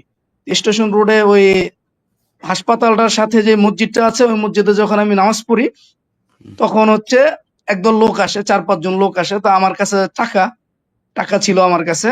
আর আমার সাথে ওই মিষ্টির যে এই পার্টনার মানে মিষ্টির কারখানার সেও আসে। তো সামনে যেহেতু রমজান সেহেতু টাকাটা আমরা দিব, আমি টাকা দিব 50,000 পার্টনারে মানে যোগ হওয়ার জন্য। তো আমি যখন তাকে টাকাটা দেই এর কিছুক্ষণ পরেই 5-6 জন লোক আসে। 5-6 জন লোক আসার পরে এদেরকে দেখে মনে হয় যে এরা মানে গুন্ডা টাইপের লোক। গুন্ডা টাইপের লোক, কারণ কানে এসে দুল দেওয়া, হাতে চেন টেন পরা, ব্রেসলেট পরা, গলায় এই সোনালী স্বর্ণের চেন টেন। আচ্ছা, আপনি আটক ছিলেন কতদিন? আমি 19 দিন গুম ছিলাম আমি। কোথায় ছিলেন? র‍্যাব 1 এ ছিলাম। কেমন ছিল এবং ওইখানকার ঘরটর কেমন ছিল? কালকে যেটা দেখলেন এরকম ছিল না কিরকম ছিল? আচ্ছা এখন হ্যাঁ আমরা এর পরবর্তীতে মানে যখন 19 দিন আমি গুম ছিলাম, তো গুমে থাকার পরে আমরা 12 জন পার্টনার ছিলাম। তো এর মধ্যে 8 জন ছিল আপনার আয়না ঘর যেটাকে বলে মানে কচু ক্ষেতের কালকে যেটা দেখাইছে আরকি। হুম। তো ওরা আমাদের কাছে তাদের অভিজ্ঞতা যে বর্ণনা করছে, যেভাবে সেলের কথা বলছে, রুমের কথা বলছে, কালকে আমরা ওটার সাথে কোনো মিল পাই নাই। এটা দেখা মানে আমরা অবাক হইছি। এবং আমাদের যে ওই যে যারা ছিল ওইখানে মানে আপনি আমাদের সাথে ছিলেন? সংযুক্ত করে দিছিল আপনি ছিলেন ওইখানে? এই ডিজিএফ এর ছেলে। হ্যাঁ? মানে না, আপনি কোনো আয়না ডিজিএফ এর ঘরে ছেলে ছিলেন? আমি ছিলাম না, আমি ছিলাম র‍্যাব 1 এ। কোনো জায়গায় গুম হয়ে ছিলেন আপনি কোনো জায়গায়? জি, জি, আমি র‍্যাব 1 আপনি এ কেমন 19 দিন জায়গায় ছিলাম। আপনি কেমন জায়গায় ছিলেন? এসি রুমে ছিলেন না কোথায় ছিলেন? আচ্ছা আমাকে যখন ওরা চোখ বেঁধে যখন নিয়ে গেল তখন হচ্ছে 3 তলার মধ্যে। বাইরে 3 আপনি তলা কেমন মানে কি ছিল? একবারে না, চিপা একটা আরেকজনের সিঁড়ি। বর্ণনা দিতেছেন। আপনি যেটা দেখছেন সেটা বলেন। আপনি কি দেখছেন ওইটুকু? কোথায় নিয়ে গেছে এখন সেটা বলার দরকার নেই। কেমন ছিল ওইখানকার পরিবেশ? আচ্ছা ওইখানে পরিবেশ ছিল যে আপনার এই পার্টেক্স বোর্ডের মতো ছোট ছোট মানে করা পার্টিশন করা বোর্ড, হুম। ছোট ছোট রুম, যেটা সর্বোচ্চ 1.5 হাত হবে চওড়া আর লম্বায় হবে 3 হাতের মতো, মানে পা টান করে শোয়া যেত না। আর প্রত্যেকটা পাশে রুম ছিল মানে ওই পার্টিশন দেওয়া ছিল এবং পাশে 2 সাইডে যে আছে অন্যান্য লোক আছে এটা বোঝা যাইতো। আর রমজানের 5 দিন মানে আমাকে 19 দিনের মধ্যে রমজানের আগে ছিলাম আমরা 5 দিন। তো এই 5 দিনের মধ্যে তো আমরা যতটুকু বুঝছি যে এই ছোট ছোট খোপ করা আছে। তো রাত্রে বেলা রাখতো ওই খোপের মধ্যে, আর দিনের বেলা রাখতো বড় একটা মানে ফ্লোর আছে, ওই ফ্লোরের মধ্যে হচ্ছে তারা শোয়ে রাখতো। তো দিনের বেলা তারা হ্যান্ডকাপটা মানে এই হাত করা সামনে লাগাইতো, আর রাত্রে বেলা হচ্ছে পিছনে দিয়ে রাখতো। আর চোখ থাকতো সবুজ কাপড়ে বাঁধা। তো আমি তাদেরকে একটু দেখার যখন চেষ্টা করছি, তারা যখন বুঝতে পারছে তখন তারা সব সময় আমার চোখে কাপড় বাঁধার পরেও আপনার মোটা মোটা করে টিস্যু দিয়ে রাখতো যাতে কোনোভাবে আমি না দেখতে পারতাম। কিন্তু দুঃখজনক বিষয় হচ্ছে যে কালকে আমরা এগুলো মানে কোনো কিছু ওইরকম কিচ্ছু দেখতে পারি নাই। র্যাবের যেগুলো দেখাইছে এটা সম্ভবত র্যাব অনেকে দেখাইছে কিনা জানি না, আপনি কিন্তু কি ওইগুলোর সাথে কোনো মিল নাই। গুম কমিশনে আপনার অ্যাপ্লিকেশন আছে না? জি জি জি। মানে আপনাদেরকে যাইতে বলে না এই ইয়ে শফিক ভাই, আপনাদেরকে মানে খবর দেন বলে নাই যে আসার জন্য? আমি গুম কমিশনে অ্যাপ্লিকেশন করেছি, 447 নাম্বার আমার সিরিয়াল, কিন্তু আমি এখনো পর্যন্ত খবর পাই নাই। মানে কালকে যে ওইখানে গেল আপনাদেরকে ডাকে নাই যে আসেন আপনারা ছিলেন কিনা? ডাকে নাই। আর ইলেকট্রিক চেয়ারের যে ব্যাপারটা, এই চেয়ারটা এমন না, আমি দেখেছি এমন চেয়ার ছিল এবং প্যারাগের রুম ছিল, কালো অন্ধকার ছোট্ট একটা রুম, ও বাথরুমের মতো, ওটার নিচে প্যারাগ ফ্লোরের মধ্যে, আর চেয়ারটা ইলেকট্রিক চেয়ার এমন ছিল, কালো কালারের ছিল। আরেকটা হচ্ছে যে ওইখানে অন্যতম একটা শাস্তি ছিল যে ছোট ক্রেনের মতো ছিল, একটা ছোট ক্রেনের মতো, এই 2 হাত এভাবে হয়তো মাফলার অথবা গামছার মধ্যে এভাবে পেঁচায়া এই গামছার এভাবে ক্রেনে বাঁচাইতো, বাঁচানোর পরে সুইচ দেওয়ার পরে উপরে উঠাইতো, উপরে উঠার পরে 5 মিনিট 10 মিনিট লোক বুঝে আর কি। তো এরপরে 5-10 মিনিট যখন ঝুলে রাখতো তখন মনে হতো যে শরীরের সাথে হাতের কোনো সংযোগ নাই। তো যখন আমরা অজ্ঞান হয়ে যাইতাম তখন হচ্ছে এরা নামাইতো, নামানোর পরে আর কোনো থাকতো না, মানে বোধই হইতো যে মনে হয় হাতটা তার এই হাত আর শরীরের সাথে নাই, এরকম মানে প্রত্যেক দিন এই 19 দিনের মধ্যে প্রত্যেক দিন তারা এই কাজটা করতো। আচ্ছা রফিক ভাই, আপনাকে কি আমরা শুনতে পারবো এখন? হ্যাঁ। আমি মাইকটা বুঝলাম না, মানে হঠাৎ কেন ডিস্টার্ব দেওয়া আরম্ভ করলো। এখন কি শোনা যাচ্ছে? এখন ঠিক আছে, সব ঠিক আছে, পারফেক্ট, বলেন। আচ্ছা, আমি এখানে আমি তো, আমার নাম তো আহমেদ রফিক, একটা প্রকাশনা প্রতিষ্ঠানের সাথে আছি। আর আমি যে বর্ণনা এখানে দিব, এখানে অলমোস্ট মানে সিমিলার কাইন্ড অফ বর্ণনা কিন্তু পাওয়া যাবে মানে অধিকাংশ থেকে। সো আমি যে বর্ণনাগুলো রিপিটেটিং হবে ওগুলোকে অ্যাভয়েড করে মানে সেগুলোকে চেষ্টা করবো যেগুলো আমি নতুন বলবো। তো এখানে একটা বিষয় হলো যে সবাই আয়নাঘর বলে না, তো আমার জানা মতে রিয়েল এক আয়নাঘর আছে, মানে যেটা আক্ষরিক অর্থে চারপাশ থেকে আয়নাঘর মানে আয়না দেওয়া। এটা হলো আমি যেখানে ছিলাম, আমি আমার ধরার বর্ণনাটা পরে দিই। আমি যেখানে ছিলাম এটা র্যাব 1-এ, এটা আমি পরে নিশ্চিত হয়েছি। তো আমার সামনের সেলে একটা ছেলে ছিল। তো একদিন ওকে জিজ্ঞাসাবাদে নিয়ে যায়, জিজ্ঞাসাবাদে নিয়ে যাওয়ার পরে ও ধরেন ঘন্টা 2-3 পর ওকে আবার নিয়ে আসে। আসার পরে আমরা তো মানে অনেক আস্তে আস্তে কিংবা আপনার ওই ওয়ালে এরকম আঙ্গুলে ইশারা করে করে লিখে মানে কথা বলা যেত যখন সেন্ট্রির ভিতরে থাকতো না, আদারওয়াইজ তো full time handcuffed and full time আপনার ব্লাইন্ড ফোল্ডেড। ওই ছেলেটা বলল যে আমাকে একটা অদ্ভুত জায়গাতে নিয়ে যাওয়া হয়েছে। কিরকম? বলল যে এটা চারপাশে শুধু আয়না, গ্লাস চারিদিকে। হ্যাঁ, তো মানে শুধু চারিদিকেই আয়না, আমি মাঝখানে বসা। আমাকে নিয়ে ওই ছেলেটাকে নিয়ে বলল যে তুমি এখানে বসো, তোমার সাথে আমাদের বসেরা কথা বলবে। তো তাকে অনেকক্ষণ ওখানে বসায় রাখছে, মোর দেন অ্যান আওয়ার। বসায় রাখার পরে কোনো কথাবার্তা বলে না, কিছুক্ষণ পর আবার এসে বলে যে তুমি বসো, তোমার সাথে আমাদের বসরা কথা বলবে। এরকম আপনার ওই যত সময় ওখানে বসেছিল ও বসেই ছিল, এরপর ওকে আবার ব্যাক করে নিয়ে আসে। ওর সাথে অ্যাকচুয়ালি কোনো ইয়েতে যায় না, কথাবার্তা আর বলে না। তো ও বললো যে চারপাশে আয়না, কিছু দেখা যায় না, চারদিকে তাকে আমি শুধু আমার ছবি দেখি। ঠিক আছে, তো আমি তখন এই জিনিসটা বুঝতে পারি না যে এটা আসলে ব্যাপারটা কি ছিল। আমি যেটা বের হওয়ার পরে আমি কয়েকজনের সাথে এটা যখন শেয়ার করলাম, তখন আমি যেটা বুঝলাম অন্যান্যদের মতে, সেটা হলো কাউকে ক্রস ফায়ার এরকম দেওয়ার আগে তারা ওরকম মানে একটা রুমের ভিতরে অনেককে নিয়ে যায়, নিয়ে গিয়ে চারপাশে আপনার ওই যে আপনার রিফ্লেক্টিং যে থাই গ্লাস গুলো থাকে এগুলো দিয়ে রুম বানানো। এটার ভিতরে প্রচন্ড আলো থাকে, বাহিরে আপনার শুধু অন্ধকার দেখা যায়, কিছুই দেখা যায় না, ইউনো ওই যে থাই গ্লাসের যেটা হয় রিফ্লেকশনের কারণে। তো ওই পাশ থেকে তাকে অবজার্ভ করে যে age body language, age attitude, তারপরে তার মানে নানা রকম অঙ্গভঙ্গি হয়তো তারা পর্যবেক্ষণ করে before they make final decision to মানে take him to cross fire বা এরকম কোনো মেজর ডিসিশনের জন্য। তো এখানে আমি যেটা বলতে চাচ্ছি সেটা হলো রিয়েলি দেয়ার ইজ আয়নাঘর। ঠিক আছে, আমি জানি না এইটা যা কিছু দেখানো হয়েছে তার ভিতরে এই জিনিস দেখানো হয়েছে কিনা। সো আয়নাঘর বলতে যে মানে ব্যবহারিক অর্থে যে যেখানে এই ধরনের সেফ হাউস বা টর্চার সেল, মানুষকে গুম করে রাখার সেল, এটা তো একটা ব্যবহারিক অর্থে আয়নাঘর বলা হয়। আমি যেটা বললাম সেটা হলো আক্ষরিক অর্থেও এই সকল স্থাপনার ভিতরে কোথাও কোথাও আয়নাঘর আছে এমন এক। দ্বিতীয়ত আমি যেটা আমার ধরার বর্ণনার যে ব্যাপারটা, আমাকে নিয়ে যাওয়ার যে বর্ণনাটা আমি দিতে চাই সেটা হলো আপনার 2016 আপনার অগাস্টের আপনার শুরুতে একেবারে মানে জুলাইয়ের শেষে, অগাস্টের শুরুতে 1 তারিখ অথবা শেষের দিন এরকম। তো আপনার আমি আমার বাচ্চাদেরকে স্কুলে দিতে গিয়েছি, বাচ্চাদেরকে স্কুলে দিতে গিয়ে স্কুল থেকে ওদেরকে স্কুলে ড্রপ করে নেমেছি। নামার পরেই কয়েকজন মানুষ এসে আমাকে বললো, আপনি কি আহমেদ রফিক, সিয়ান পাবলিকেশনের ম্যানেজিং ডিরেক্টর? আমি বললাম ইয়েস। বললো যে এটা বলতে বলতে actually I was surrounded by মানে কেউ দেখতে গাঞ্জাখোর, গাঞ্জুটি এরকম টাইপের লোকজন। মানে ওরা কিছু লোকজন এই ধরতে টরতে আনতে যাওয়ার সময় এরকম কিছু লোকজন ওরা পালে যাদেরকে দেখলে আপনার সিভিলিয়ান মনে হবে।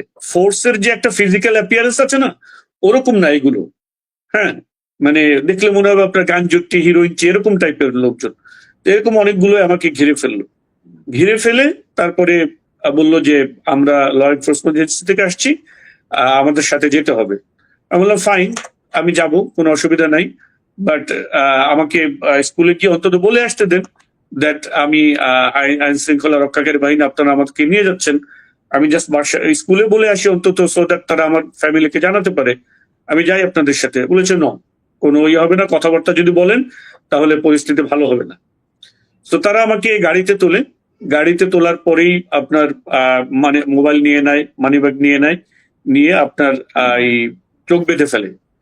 চোখ বেঁধে তারা আমাকে মানে ইয়ে করতে থাকে, মানে অনেকক্ষণ ঘুরতে থাকে ঢাকায়। মানে এত বেশি ঘুরতে থাকে যে আমি আমি কোন দিকে যাচ্ছি, আমি উত্তরে না দক্ষিণে, পূর্বে না পশ্চিমে, এটার আর কোনো দিক টিক নাই। আমি কিন্তু এতদিন ছিলাম, আমি মনে করতাম যে আমি ছিলাম হলো ডিবিতে, ঠিক আছে, সিরিয়াসলি।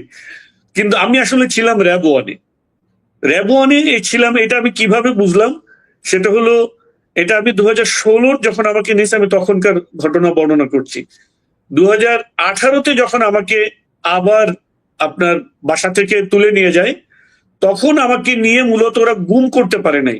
নেওয়ার 1 বছর তারা আমাকে এরকম শুধু শুধু মানে টিকটিকি লাগায় রাখা, ধরার জন্য ইয়ে করছে। আমার অফিসে আপনার রেকি করতে লোক পাঠাইছে, আপনার নানা ইয়ে। তো আমি যখন বুঝতে পারছিলাম, আমি একটু সরে ছিলাম। তো এরপরে যখন আমাকে নিয়ে যায় 18 সনে, তখন আমাকে নেওয়ার পরে র্যাব ওয়ানের ভিতরে আমি যে আজানটা শুনতে পাইলাম, যে তখন আমি রিকগনাইজ করলাম যে this is the same place আমাকে যেখানে প্রথমবার নিয়ে আসা হয়েছিল। কারণ এই সেম আজান আমি তখন শুনেছি, বুঝতে পেরেছেন? তো তখন আমি বুঝলাম যে আমি অ্যাকচুয়ালি র্যাব ওয়ানে আছি। তো তারা ওখানে আমাকে 10 মাস রাখে, 10 মাস। অ্যান্ড এই 10 মাস কিন্তু আমাকে ব্লাইন্ড ফোল্ডেড রাখে, চোখ বেঁধে। হ্যাঁ, 10 মাসই চোখ বেঁধে রাখে এবং আপনার হ্যান্ডকাপ পরা রাখে 24/7। হ্যান্ডকাপ পরা রাখে। এবং একটা জিনিস আমি মানে আপনাদের ইয়ের জন্য বলতে চাই, সেটা হলো যে একটা জিনিস দেখেন, অনেক সময় এরকম হয় না যে মানুষদেরকে শুধুমাত্র তাদের ক্ষতি থেকে আপনার মানে জনগণকে সেভ করার জন্য বা কোনো কিছু তাদেরকে জাস্ট আটকায় রাখার জন্য রাখা হয়। এখানে ব্যাপারটা কিন্তু শুধু আটকায় রাখার জন্য না। মানে এইটা হলো আপনি গুয়ান্তানামো বের যে মডেল, সেই মডেলের ডিটেনশন সেন্টার, ঠিক আছে, যেখানে মানুষকে physical torture and mental torture করে মানুষকে মানে আপনার পাগল বানায় দেওয়া, এরকম টাইপের। কারণ হলো আপনি দেখেন, আপনি কতগুলো ইয়ের ভিতরে, সিকিউরিটির ভিতরে নিয়ে আপনি তাকে রাখছেন। প্রথম একটা গেট, তারপরে আরেক গেট, তারপরে আরেক গেট, এরপরে গিয়ে আপনি মানে একেবারে লোহার শিক দেওয়া আপনার 3-4 ফিটের একটা রুম, 3-4 ফিট চওড়া, আপনার 7-8 ফিট লম্বা, এরকম একটা রুম। আপনার হাইট হলো 6-7 ফিট হবে ম্যাক্স, কোনো উইন্ডো নাই কোথাও কিছু, এরকম একটা জায়গাতে রাখছেন। সেখানে আপনাকে অ্যাকচুয়ালি হ্যান্ডকাপ পরায় কেন রাখতে হবে? নট অনলি দ্যাট, আপনি ধরেন রাতের বেলা মানুষের তো একটা ঘুমের সাইকেল থাকে, রাত 12টার সময় হঠাৎ এসে আপনার হ্যান্ডকাপটা সামনে ছিল, ধরেন আপনি এভাবে শুয়ে আছেন, ঠিক আছে, রাত 12টার সময় এসে হঠাৎ করে আপনার হ্যান্ডকাপটা পিছনে দিয়ে দেবে so that you can sleep, আপনি যদি ঘুমাতে না পারেন। ইট ইজ ইন্টেনশনাল, মানে for mental torture. It's a detention camp, আমি বলবো ক্যাম্প। এইটা মূলত গুয়ান্তানামো বের আদলে, আপনার গুয়ান্তানামো বের অনেক টর্চার দেখছেন না, দাঁড়ায় রাখা, ইয়ে করে, অন্যান্যরা বর্ণনা করেছে। এইটা ছিল কমপ্লিটলি একটা আপনার সেই গুয়ান্তানামো বের আদলে একটা মিনি ডিটেনশন ক্যাম্প এখানে। তো তারা ওখানে নেওয়ার পরে আপনার এই কি বলে, যখন নিয়ে যায়, নিয়ে গিয়ে আপনার চোখ বেঁধে, ওই যে অন্যরা যেরকম বললো, আপনার ওদের গন্ধ গেঞ্জি, গন্ধ লুঙ্গি, আপনার কাপড় চোপড় ওরা নিয়ে যাবে, নিয়ে গিয়ে আপনাকে ওরকম দুর্গন্ধযুক্ত নোংরা কাপড় চোপড় এগুলো পরতে দেয়। আপনার টয়লেট ওয়াশরুমে আপনি নক করলে আপনাকে টয়লেট ওয়াশরুমে যেতে দিবে, it's not more than a minute, 1টা মিনিট আপনাকে থাকতে দেবে না, এরপরেই আরম্ভ করে দেবে। এর যদি বেশি হয় তাহলে মানে যাচ্ছে তাই ভাষায় গালাগালি করা, নোংরা কথা বলা, কাউকে মাইট দেওয়া, মানে এরকম করতে থাকে। জি আচ্ছা, ঠিক আছে ভাই, আমরা আরেকটা ইনফরমেশন, হ্যাঁ ভাই, জি জি আমরা শেষ করবো আর কি। আরেকটা ইনফরমেশন যেটা কেউ দেয় নাই, যেটা আমি ওখানে দেখেছি, সেটা হলো আমরা আমি মাঝে মধ্যে শুনতাম জোরে জোরে গান বাজে হঠাৎ, ঠিক আছে। সো আমি প্রথমে এটা বুঝতে পারতাম না, জোরে জোরে গান বাজে কিসের। সো পরে আমার মানে কোন এক সেল থেকে আমি ইশারা দিলাম, হোয়াটস দ্যাট, যে গান বাজে কেন। সো পরে বুঝলাম যে তারা যখন মানুষের উপরে টর্চার করে তখন তারা শাউট করে, চিল্লাপাল্লা করে, হ্যাঁ, এই শব্দ যেন না শুনতে পারে মানুষ, তখন জোরে জোরে গান বাজায়া তারপরে তাদের উপরে টর্চার করে। কিছু নির্দিষ্ট কিছু গান ছিল, ধরেন এমন আছে না যে গান শোনার জন্য অ্যাকচুয়ালি গান বাজাইতেছে, এরকম না। এই 10 মাসে ধরেন আমি যদি আপনার মাসে যদি ধরেন 10 দিন করে শুনি, 100 বার শুনি, তাহলে সিমিলার গান, একই গান। তো তারা গান বাজায়া মানুষের উপরে এই টর্চার গুলো করতো। হ্যাঁ, জিজ্ঞাসাবাদের সময় আপনার এইটা আমার ধারণা যে এটা আপনার টিএফআই সেল, যেটা টাস্ক ফোর্স ইন্টারোগেশন সেল, যেটা এইটা আপনার ইয়েতেই ছিল, র্যাব 1-এ ছিল, যেখানে আপনার বিভিন্ন আপনার ইন্টেলিজেন্সি থেকে তারা এসে এখানে আপনার জিজ্ঞাসাবাদ করতো। কারণ একবার এক এক রকম অফিসাররা আসতো, তাদের মানে স্টাইল অফ আর্গুমেন্ট ভিন্ন, টপিক অফ আর্গুমেন্ট ভিন্ন, স্টাইল অফ ডিসকাশন ভিন্ন, তারপরে as if they know nothing, একেবারে নতুন করে কথাবার্তা বলা আরম্ভ করবে এরকম। সো এইটা একটা বিষয়। আর হলো আপনার এখানে যে নিয়ে যাওয়ার যে ব্যাপারটা, আপনার আপনার আমাকে যখন নিয়ে যাওয়ার সময় একই সাথে আমার অফিসে রেইড দিয়ে আমাকে যখন তারা বাইরের থেকে তোলে, তাদের আরেকটা ফোর্স আমার অফিসে যায়, অফিস থেকে তারা আমার অনেকগুলো ল্যাপটপ, তারপরে আপনার হার্ড ডিস্ক, অফিসের কাজকর্মের যে সকল জিনিসপত্র, এগুলো তারা তুলে নিয়ে আসছে। সো তারা যখন আমার সাথে কথা বলছিল তখন আই আস্ক দেম যে আপনারা কি আমার অফিসে, কারণ আমাকে যেহেতু অফিসে যাওয়ার সময় তুলছে, সো আপনারা আমার অফিসে রেট দিচ্ছেন, আমি ধারণা থেকে বলতেছিলাম। তো তখন তারা আমাকে বলতেছিল যে আপনার অফিসের অনেক জিনিসপত্র নিয়ে আসছে, আপনার সবকিছু আমাদের কাছে আছে, আপনি ধরা খেয়ে গেছেন, হ্যান ত্যান। তবে চিন্তা করেন না, আমরা কোনো ইয়ে করতে এখানে আসি নাই, কি বলে হাইজ্যাক, সন্ত্রাস, এগুলো করতে আসি নাই। আপনার জিনিসপত্র সব, আপনার অফিসের জিনিসপত্র আপনাদেরকে পৌঁছায় দিয়ে আসা হবে। কিন্তু আজ পর্যন্ত তারা সেই আমার অফিসের যে ল্যাপটপ, কম্পিউটার, হার্ড ডিস্ক যা কিছু নিচ্ছে, আজ পর্যন্ত কোনোদিন কিন্তু ফেরত দেয় নাই, ঠিক আছে। So this is it. বাকি অন্যদের যে বর্ণনা, আরেকটা জিনিস আমি পয়েন্ট আউট করতে চাই, সেটা হলো ভাই, আপনি এক একজন থেকে এক এক রকম বর্ণনা শুনবেন। যেমন আমি দোতলায় যে জায়গাতে নেওয়ার পরে দোতলায় যে সেলগুলোতে ছিলাম, মাঝখানে একটা ন্যারো ওয়াকওয়ে ছিল, আর দুই পাশে আপনার পাঁচটা সেল ছিল। সো এরকম না যে এই সেলগুলোই একমাত্র সেল, এই সেলগুলো তুলনামূলকভাবে আমি বলবো যে আপনার ইয়ে ছিল, আপনার অন্যান্যদের যে সকল নিচের থেকে অনেক সময় উপরে আসতো, মানে বন্দীদেরকে এক্সচেঞ্জ করতো অনেক সময়। So তারা যখন আসতো উপরে এসে অনেকে বলতো, ভাই এটা তো অনেক ভালো জায়গা, আমরা তো কবরের মধ্যে ছিলাম, বুঝতে পারছেন? তো ওখানেই আরো অনেক ভয়ঙ্কর ভয়ঙ্কর অনেক ন্যারো, টয়লেটের ভিতরে এরকম ভয়ানক জায়গা ছিল। উপরের যে জায়গাটা ছিল ওইটা আপনার ধরেন 4টা সেল ছিল এরকম, যে 3-4 ফিট চওড়া, আপনার 7-8 ফিট লম্বা। এর ভিতরে 2টা সেল ছিল আপনার আরো বড়, এর চেয়ে ডাবল এরকম। হাইট আপনার 6-7 ফিট, কোনো ইয়ে ছিল না, উইন্ডো ছিল না, ঠিক আছে? কিন্তু নিচে এখানে আরো অনেক টর্চার সেল ছিল, যেখানে আপনার মানুষ দাঁড়াতে পারতো না, সারাক্ষণ বসে থাকতো। তারপর আবার সামনে আমি দেখেছি যে তার একটা ছেলেকে দেখছি যে তার মোর দ্যান 3 ইয়ার্স হয়েছে, এবং কনসিস্টেন্টলি তাকে এরকম পিছনে ইয়ে করে আপনার ইয়ের সাথে কি বলে আপনার শিকের সাথে দাঁড় করা রাখতো, মানে কন্টিনিউয়াসলি এরকম আচ্ছা, ভয়ঙ্কর মামুনুর রশিদ নির্যাতন। ভাই, এবং আমাদের লম্বা হয়ে যাচ্ছে। আপনার মামুনুর বিভিন্ন রশিদ সময় আপনাকে যখন গান দিয়ে বাজাইতে ভুলে যেত, আপনাকে দিয়ে শেষ করি। তখন আপনার এরকম মানুষকে যে টর্চার করতেছে, এটার আওয়াজ, এটার কান্নার আওয়াজ, চিৎকারের আওয়াজ। হ্যাঁ, মামুনুর রশিদ ভাই বলেন। আসসালামু আলাইকুম ইলিয়াস ভাই, আপনাকে আমরা ভালোবাসি দীর্ঘদিন থেকে। আপনারই আমরা দেখি যে কোনোদিন আমি হয়তো বা আমার বক্তব্য তুলে ধরতে পারবো, এটা আমি আসলে ভাবিনি। তো আমি প্রথম থেকে শুরু করতেছি। আমি উত্তরা 9 নম্বর সেক্টরে একটা স্কুলে, আমি ঢাকা ক্যাডেট স্কুল, এখানে আমি ম্যাথমেটিক্স এর ক্লাস নিতাম। ওই স্কুলে আমি জব করতাম।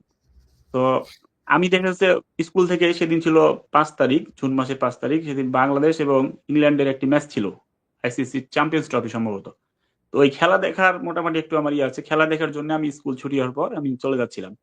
তো উত্তরা 9 নম্বর সেক্টর থেকে যে সামনে একটা কুরিয়ার সার্ভিস আছে, এটা হলো আপনার সুন্দরবন কুরিয়ার সার্ভিস। ওখানে আমি যাওয়ার সাথে সাথে রাস্তার পাশ থেকে আমাকে ধাক্কা দিয়ে গাড়িতে ঢুকিয়ে দেওয়ার চেষ্টা করছিল, কিন্তু আমি আমার মাথাটা ভিতরে না দিয়ে, হাইয়েস্ট গাড়ি আমি দেখি যে উপর দিকে দিয়ে দিই। তো আমাকে ওরা ভিতরে ঢুকাতে পারেনি, এবং আমি হেল্প হেল্প বলে চিৎকার করি। আশেপাশে সব মানুষ দেখতেছিল, কিন্তু কেউ আমাকে হেল্প করেনি। আমি তারপরও ধস্তাধস্তি করি। যে একজন অলরেডি পড়ে যায়, তাদের মধ্যে যারা আমাকে ঢুকানোর চেষ্টা করেছিল, একজন নিচে পড়ে যায়। তো এরপরে কেউ যখন হেল্প করলো না, মাথা নিচে করে টান দিয়ে একদম শক্তভাবে ভিতরে যখন ঢুকাই দিল, সাথে সাথে একটা জম টুপি একদম মুখের মধ্যে পুরা এই পর্যন্ত ফাঁসির আসামিকে যেগুলো পড়াই দিল। দেন আমি ওখান থেকে গাড়ি স্টার্ট হয়ে গেলো, আমার হাত পেছনে করলো, এরপরে হ্যান্ডকাপ লাগাই দিল, গামছা দিয়ে বাঁধলো, চোখকে আরো মানে মানে কি করবে, চোখ প্রথমে বাঁধলো গামছা দিয়ে, এরপরে ওই জমটুপি পর পর আবার এটা খুলেছিল, চোখকে বাঁধার পর আবার জমটুপি পড়ালো, মানে একদম মজবুত ভাবে করলো। তো এরপরে রাস্তাতে আমি ভাবলাম যে কি, আমার মামুন, আমার লাইফ মনে হয় এখানে শেষ। কিছু বুঝলাম না যে আমি আবার কি করলাম। তো ওরা আবার বলছিল যে সামনে পুলিশ, তো এদিক দিয়ে না ওদিক দিয়ে যাও, হ্যাঁ, এরকম বিভিন্ন ডিরেকশন দিচ্ছিল। তা আমি তখন ভাবলাম যে নিশ্চয়ই কোনো ছিনতাইকারী বা এরকম হয় ঢাকা শহরে। তো ভাবছিলাম যে আমার কাছে তো ফোনটা ছাড়া কিছু নাই। আর সেদিন রমজান মাসও ছিল, আমি সিয়াম ছিলাম, আমার স্ত্রী প্রেগনেন্ট ছিল 5 মাসের। আমার স্ত্রীকে বললাম যে আমি কি নিয়ে আসবো, সে বললো যে ডিম নিয়ে আসেন শুধু। তো এই ডিম নিয়ে আমি চলে যাচ্ছিলাম। না সরি, ডিমটা কিনিনি তখন। আমার হাতে ছিল স্কুলের খাতা, ক্লাস 6 এর আমার ক্যাডেটের সেদিন পরীক্ষা ছিল। ওই খাতাগুলো ছিল, খাতাগুলো ওখান থেকে পড়ে যাওয়ার পর ওরা আবার স্কুলে ফেরত দিয়েছে, এটা আমি ফিরে আসার পরে জানতে পারছিলাম। তো যাই হোক, ওখান থেকে যাওয়ার পর বিভিন্ন পুলিশ টুলিশ বললো, এরপরে আমার সন্দেহ, যা কার হাতে পড়লাম, মনে হয় মেরে ফেলে দিবে বা এরকম একটা দুর্বৃত্তির হাতে পড়ে গেলাম। যাই হোক, পরে যখন আমি পৌঁছালাম, তো আমার টাইমের আমি মাথা ঠান্ডা রাখলাম। আমি ওদেরকে বললাম যে একটু আমার মুখটা খুলে দেন, না হলে আমার বমি হয়ে যেতে পারে। তো তারা একটু ভয় পেয়েছে যে বমি করে দিলে তো দুর্গন্ধ হবে, একটু হালকা খুলে দিয়েছিল আর কি, যাতে আমার শ্বাস নিতে পারছিলাম। আমি এভাবে ফ্লাইওভারে উঠলো গাড়ি, হ্যাঁ বুঝতেছি আমি ঢাকাতে মোটামুটি তার আগে 3-4 বছর থেকে ওখানে থাকি, জানি মোটামুটি পরিবেশ, আশেপাশে গেছি ঘুরছি। তো এভাবে চলতে চলতে গাড়ি প্রায় 50 মিনিটের মধ্যে, আমি আসরের পরে আমাকে উঠানো হয়েছে, আর আমি যখন পৌঁছালাম তাদের আস্থানায়, তো ওখানে পৌঁছানোর পর আমি আজান দিতে লাগলো মাগরিব। আর যেহেতু আমি সিয়াম ছিলাম, আমি দেখা গেছে ওখানে আমাকে খাবার দিল কিছু। তো ওখানে খাবারটা খেলাম, খাবার পাওয়ার পরে যে রুমের মধ্যে আমাকে ঢুকাই দিল, ভাই তখন মনে হচ্ছে আমি একটা আতঙ্কিত হয়ে গেলাম যে আমি কোথায় আমাকে এটা ঢুকালো। তো ওয়াশরুম, পিছনে একটা মানে প্যান বসানো আছে ওয়াশরুমে, আর সামনে দেখা যাচ্ছে মানুষ, আমি আমি বসে আছি, আর সামনের দিকে একদম মানে জেলখানার গারদ যেভাবে থাকে এরকম। শরীরটা তখন মনে করেন ভয়ে থরথর করে আমি কাঁপছিলাম যে কি ভাই, আমি আমি এটা ভেবে অবাক হচ্ছিলাম যে আমি কি এমন কাজ করছি। আমি তো একদম সাধারণ পাবলিক, স্কুলের একজন টিচার, আমি টিউশনি করে সারা দিন আমি কাজ করি, মানুষ আমার আমার সাথে তো কারো শত্রুতা নাই। আমি নামাজ কালাম মানে তখন মনে হয় যে খুবই নতুন আর কি। 1-1.5 বছর হয়েছে নামাজ কালামও পড়তাম না। আগে একটু আধুনিক ছিলাম। আধুনিক থেকে আমি ফেরত আসছি। ফেরত আসার পরে দাড়ি রাখছি, নামাজ কালাম ধরছি। হ্যাঁ, আমাকে 17 সালে এরকম হইছে, আর আমি চেঞ্জ হয়েছি, আমার লাইফস্টাইল চেঞ্জ হয়েছে প্রায় হয়তোবা 14-15 সালের দিকে। তো 2-1 বছরের মধ্যে আমার এলাকা থেকে যখন আমি যাইতাম, টাই-টুই পরে যাইতাম, তখন আমাকে কোনোদিন মানে সার্চ করে নাই। কিন্তু যখন থেকে আমি কতদিন ছিলেন দাড়ি-টাড়ি আপনি? আপনি গুম ছিলেন কতদিন? আমি 189 দিন গুম ছিলাম। আমি একদম সংক্ষেপেই বলবো, ইনশাআল্লাহ আমি পুরো ঘটনাই বলছি। এরপরে আমি তখন দেখা গেছে কিরে এখন আবার আমাকে দাড়ি-টাড়ি রাখলাম, নামাজ কালাম পড়ছি, লাইফস্টাইল চেঞ্জ করলাম। আমাকে সবাই সন্দেহ দেখেছে, গাড়িতেও সার্চ করছে ঢাকা যাওয়ার সময়। আমার বাসা হলো শিবগঞ্জ, দৌলতপুর কদমতলা গ্রামের নাম। শিবগঞ্জ হলো আমার পুলিশ স্টেশন। আর আমার ডিস্ট্রিক্ট হলো চাঁপাইনবাবগঞ্জ। কিছুদিন আগে একটা আমরা প্রোগ্রাম করলাম, এই যে মতিলাল, ভারতীয় আগ্রাসনের বিরুদ্ধে আমরা একটা গরু জবাই করেছি। এটা মতিলাল দিয়ে একটা দিয়ে দিছি আর কি। তো যাই হোক, এগুলো তো এখন করলাম, কিন্তু তখন মনে করেন যে কিছুই আমি জানি না তেমন কিছু। তো একদম নতুন ইসলাম প্র্যাকটিস করি, প্র্যাকটিসিং মুসলিম। তো যাই হোক, আমাকে উঠাই নিল। এরপরে আমাকে বললো তোর লাইফ শেষ। ও আমার যেখানে প্রথমে ঢুকালো যে ঘরটা, এটা বললাম যে নিচের দিকটা এরকম, আর 2 ফিট হবে, 2 থেকে 2.5 ফিট হবে ওয়াইড, আর হাইটটা বেশি ছিল। আর এখানে আমি যেগুলো আয়না ঘর দেখলাম এরকম না, আমার ঘরটা ছিল একদম একটা গেট, ওই গেট খোলার পর 2টা সেল, 2টা সেলের পাশে একটাতে আমাকে রাখছে, আরেকটাতে একটা বাচ্চা ছেলে ছিল, একদম ছোট, সে এসএসসি পরীক্ষাও দেয়নি। ওই বিষয়ে পরে আসছি। তো উপর দিকটা ছিল 15 ফিট মতো, মানে উপরটা উঁচু, ঠিকই আছে, মানে একদম নর্মাল ঘরই ছিল। ওগুলোকে হয়তো বানাইছে শুধু স্পেশাল ভাবে এই ফ্যাসিস্টের কাজ করার জন্য, এগুলো কাজের জন্য হয়তো বানাইছে। তো ওখানে ঢুকাই দেওয়ার পর টয়লেট ওর ভিতরেই, পানি ছিল, একটা বদনা ছিল, আর ওর ভিতরে কিছুই ছিল না। তো খাবার পানির জন্য একটা বোতল দিত, ওই বোতলেই হ্যান্ডকাপ লাগা অবস্থায় ঘুমাতে হতো, ওই বোতলে মাথা দিয়ে ঘুমাতাম। পা 2 দিকে মেলানোর সুযোগ ছিল না, একদিকে প্যানের 2 দিকে থাকতো, মানে ওয়াশরুম তো বুঝতে পারছেন, এভাবে 2 দিকে 2টা পা থাকতো, আর জড়ো হয়ে থাকতে হতো। এরপরে যেটা রফিক ভাই বললেন, আমাদের আহমেদ রফিক ভাই, যে দেখা যাচ্ছে মাঝে মাঝে হঠাৎ করে এসে বলতো এই হ্যান্ডকাপ লাগাও, তোমাকে ভিতরে নিয়ে যাবো, স্যার আসছে, মানে ইন্টারোগেশন সেলে নিয়ে যাবে। ইন্টারোগেশন সেলটা পাশেই ছিল, আর আমরা যে সেলটাতে আমি ছিলাম তার পাশে আমরা মোট 4 জন ছিলাম। একজন হলো সায়েম, আমি তাকে এখনো খুঁজি, হয়তো এখন খুঁজে পেলে কথা বলতে চাই। জানি না সায়েম শুনছো কিনা, তুমি যদি শুনতে পাও তাহলে আমার সাথে যোগাযোগ করবা। তো এরপরে পাশের জন্য ছিল খুলনা থেকে একজন, উনি ছিল, ওনার নাম এনামুল। আর তার পাশে ছিল সাইমের দুলা ভাই। সাইম ছেলেটা হলো এসএসসি পরীক্ষা দিবে, তো তার দুলা ভাইয়ের সাথে শপিং এ গেছিল। এটাই তার অপরাধ, তার দুলা ভাই জঙ্গি, জঙ্গি সন্দেহে তাকে উঠানো হয়েছে। যেহেতু তার সাথে সে ছিল, এই জন্য তাকে উঠানো হয়েছে, তাকেও ছাড়ে নাই। এবং তারা অনেক দিন ছিল, আমাকে 6 মাস 7 দিন রাখছে। তারা আরো আগে থেকে ছিল, 1 বছর আরো বেশি ছিল, মানে আমি যাওয়ার তারও 1 বছর আগে থেকে তারা ছিল। বলছে ভাই এত তাড়াতাড়ি ঘাবড়াই না, আমরা তো 1 বছর থেকে আছি, আমাকে তারা এরকম বোঝাতো। তো ওই ঘরগুলো আমি চিনতে পারবো, আমি র‍্যাব 3 ছিলাম। আমি কেন চিনতে পারবো, কারণ আমাকে মাঝে মাঝে তাদের অনুষ্ঠান হতো, গান বাজনা, মানে সাউন্ড সিস্টেম গুলো মানে সেটিং চলতো, হ্যালো টেস্ট এরকম বলতো, তখন আমরা শুনতে পেতাম। তো যাই হোক, আমি যখন প্রথমে নিয়ে গেল মানে মেন রোড থেকে, তো মেন রোড থেকে হয়তো বা 1 মিনিটের মধ্যেই তারা একটা বিল্ডিং এ ঢুকলো। বিল্ডিং এ ঢুকার পর প্রায় 3 থেকে 4 ফিট উঁচু একটা জায়গাতে উঠলো। তো বুঝলাম পায়ে, মানে আমি যখন আমার পাটা উপরে উঠলাম বুঝতে পারলাম যে এটা একটু উঁচু জায়গা। তো উঁচু জায়গার পরে ডান দিকে টর্চার সেল, আর আমাদেরকে বাম দিকে আর একটা থাই খুললো, থাই খুলবার পর একটা কাঠের গেট, তারপরে হলো আমাদেরকে ঢুকাই দিল। তো এভাবে যখন আমাকে ঢুকাই দিল, তখন আমাকে যখন সাউন্ড বাজতো তখন আমাদেরকে কিন্তু আবার ওই জং টুপি পড়ায়া একটা পাশের বিল্ডিং এ নিয়ে যেত। ওই একবার আমাকে যখন পাশের বিল্ডিং এ নিয়ে যায়, তখন আমি স্পষ্ট দেখতে পাই যে এই জায়গাটা আমার পরিচিত জায়গা। নাবিল অনাবিল যে গাড়িগুলো আছে, ঢাকা শহরে যে অনাবিল গাড়ির রুট, এই রুটে আরেকটা কথা বলি যে আমার ছোট ভাই তখন নটরডেম কলেজে পড়তো। তো আমি তাকে যখন ভর্তি করি অ্যাডমিশনের সময়, আমি নিয়ে আসছি তাকে, আমি ওই রুটে অনেকবার আসছি। তো তার পাশেই আমাকে রাখা হয়েছে। হ্যাঁ, ভাগ্যের কি নির্মম পরিহাস, আমাকে যখন ওই উপরে যখন নিয়ে গেল, হলো প্রায় 7 থেকে 8 তলা হতে পারি, মানে উপরে উঠতেই আছি। তো ওইটা একটা স্টোর রুমের মধ্যে রাখলো, মানে তারা যে সাউন্ড সিস্টেম লাগালো, হয়তো বা কোনো প্রোগ্রাম হবে, আমরা যাতে এই কথাগুলো, আমরা 4 জনকে নিয়ে যেত এবং 4 জনকে পাশাপাশি রাখতো। 2 জন লোক পাহারাদার থাকতো, বলতো যে যদি কেউ চোখ খুলি বা চোখ যদি খোলার চেষ্টা করি, এখানে একদম মানে গুলি করে দিবে।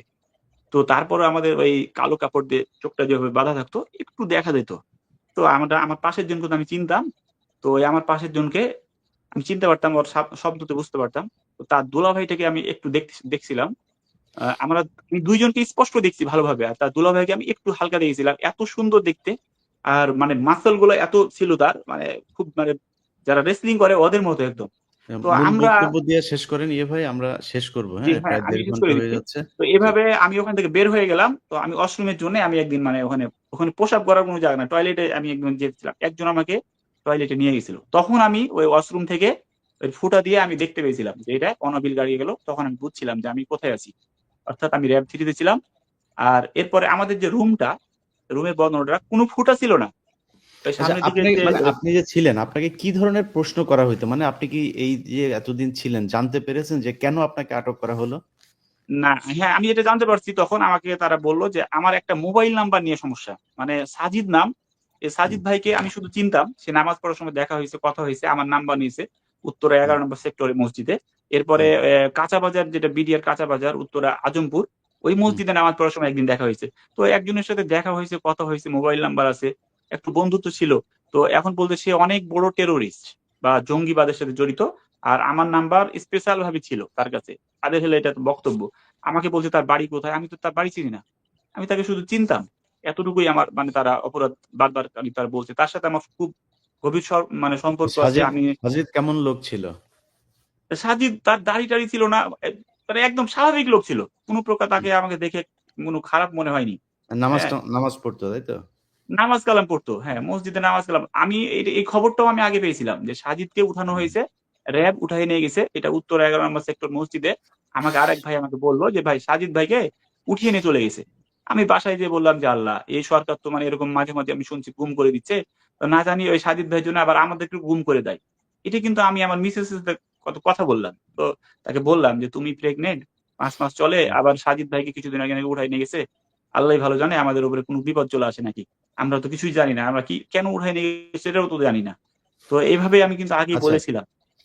ঠিক আছে ভাই। তো মোটামুটি আমরা জি, একটা বক্তব্য পেয়েছি। আমরা জানলাম। প্রিয় দর্শক, আপনারা আ আমি আমি কেস দিতে একটু চাই। আমি কিভাবে কেস দিব ভাই এটা আমাকে একটু বলেন। আমি একটা গুরুত্বপূর্ণ র‍্যাব পয়েন্ট 3 নিয়ে তে আসতেছি। আমি একজনকে চিনি তাও। তার নাম হলো আপনি নাসির। আমি হুম। আইডেন্টিফাই ইলিয়াস ভাই, করতে পারবো সবাইকে যে আপনি থানায় যেয়ে মামলা করবেন। আপনি যদি পার্সোনালি মামলা করতে চান, থানায় যেয়ে করবেন। গুম কমিশনে কথা বলবেন। হ্যাঁ? এটার জন্য আপনারা গুম কমিশনে আমি কথা বলেছি। হ্যাঁ, ওইখানে এপ্লাই করবেন। আর আপনি পার্সোনালি যদি মামলা করতে চান, আপনি সরাসরি গিয়ে থানায় মামলা করবেন। এই অধিকার ইলিয়াস আপনার ভাই, আছে। আমি যদি কোনো আমি তো ওসি যদি মামলা না নেয়, তাহলে আপনারা মৌলিক আমাদেরকে বিষয় জানায়েন। নিয়ে আসতে চাই। শফিক ভাই একটা বিষয় আমাকে হচ্ছে চিনেন? আওয়ামী ভাই লীগের লোকেরা, যে ইলিয়াস ভাই, অনেক আওয়ামী লীগের লোকেরা বলে যে আয়নাগরের বিষয়গুলো গল্প, সাজানো নাটক। আমি স্পষ্ট আমার এখানে জিডি কপি আছে, আমি আপনাকে পাঠাইছি। ভাই দূর আমাকে এগুলি নিয়ে কথা বলি না। ওদেরকে শোনেন, আওয়ামী লীগ ওরা দুনিয়াতে মানে ওদের ব্যাপারে আসলে কথা বলতে গেলে বিশ্বাস করেন আমি সবসময় চাই খুব শালীনভাবে কথা বলতে। ওদের ব্যাপারে কথা বলতে গেলেই না অশালীন হয়ে যাই। মানে এদের নিয়ে কথা বলার দরকার নেই। ভাই ওরা আমার মানুষ না।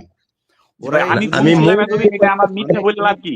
কিছু মৌলিক নিকৃষ্ট মৌলিক জানোয়ারের শুনলে আমি মতো এটা করে বলবো। তাও ওদের যেদিক দিয়ে বাচ্চা আমাদের পয়দা হয় ওই দিক বললে তার উল্টা দিক দিয়ে ওরা এখানে পেরে। এখানে মৌলিক কয়েকটা পয়েন্ট নিয়ে আসতেছে। আমি বলি যে বাংলাদেশের এর মধ্যে ভারতীয় বাহিনী আছে, আগেও ছিল, এখনো আছে। কারণ ভাই আমার আমাকে সামনে যে সেলটা ছিল ১ মিনিট টাইম দিবেন, ১ ওই মিনিট সেলে, ১০ সেকেন্ড। আমি কথা শেষ আমাকে করি ১০ মোহন ভাই, সেকেন্ড দেখেন। আমার সামনে যে সেলটা ছিল ওই সেলে একটা ছেলেকে 6 মাস রাখার পর তাকে ভারতে নিয়ে মামলা দেওয়া হয়।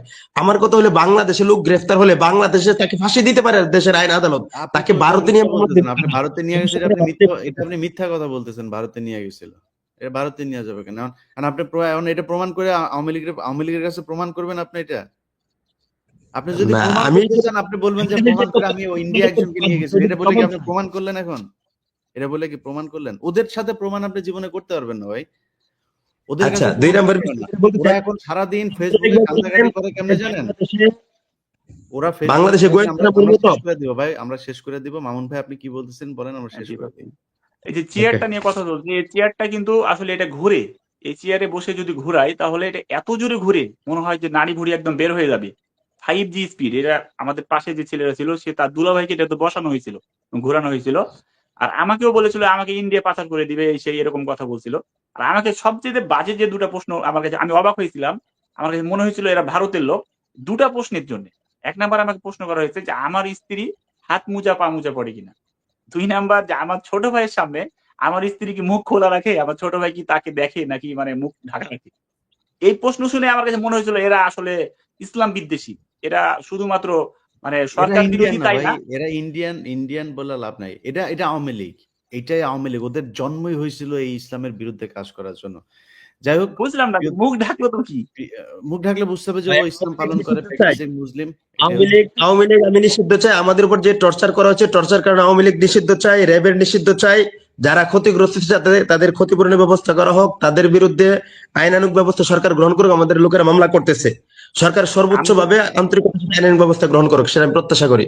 জি প্রিয় দর্শক, আর র্যাবের নাম ছিল নাসির, ওর ইলিয়াস নাম ভাই, হলো আমার নাসির, স্পেসিফিক 3টা পয়েন্ট আছে, নাসির নামে মানে স্পেসিফিক লোকটা 3টা ছিল। পয়েন্ট আছে, একটু বলতে চাই। জি প্লিজ শেষ করেন তাহলে। জি ভাই বলবো? বলেন, শেষ করেন ভাই, একটু দ্রুত শেষ করেন। আচ্ছা, 1 নম্বর হলো সরকার আসলে সরকার যা করতেছে এটা কি তারা আন্তরিক কিনা। অনেক সময় আছে ভান করার জন্য, জনগণকে দেখানোর জন্য অনেক কিছু করে।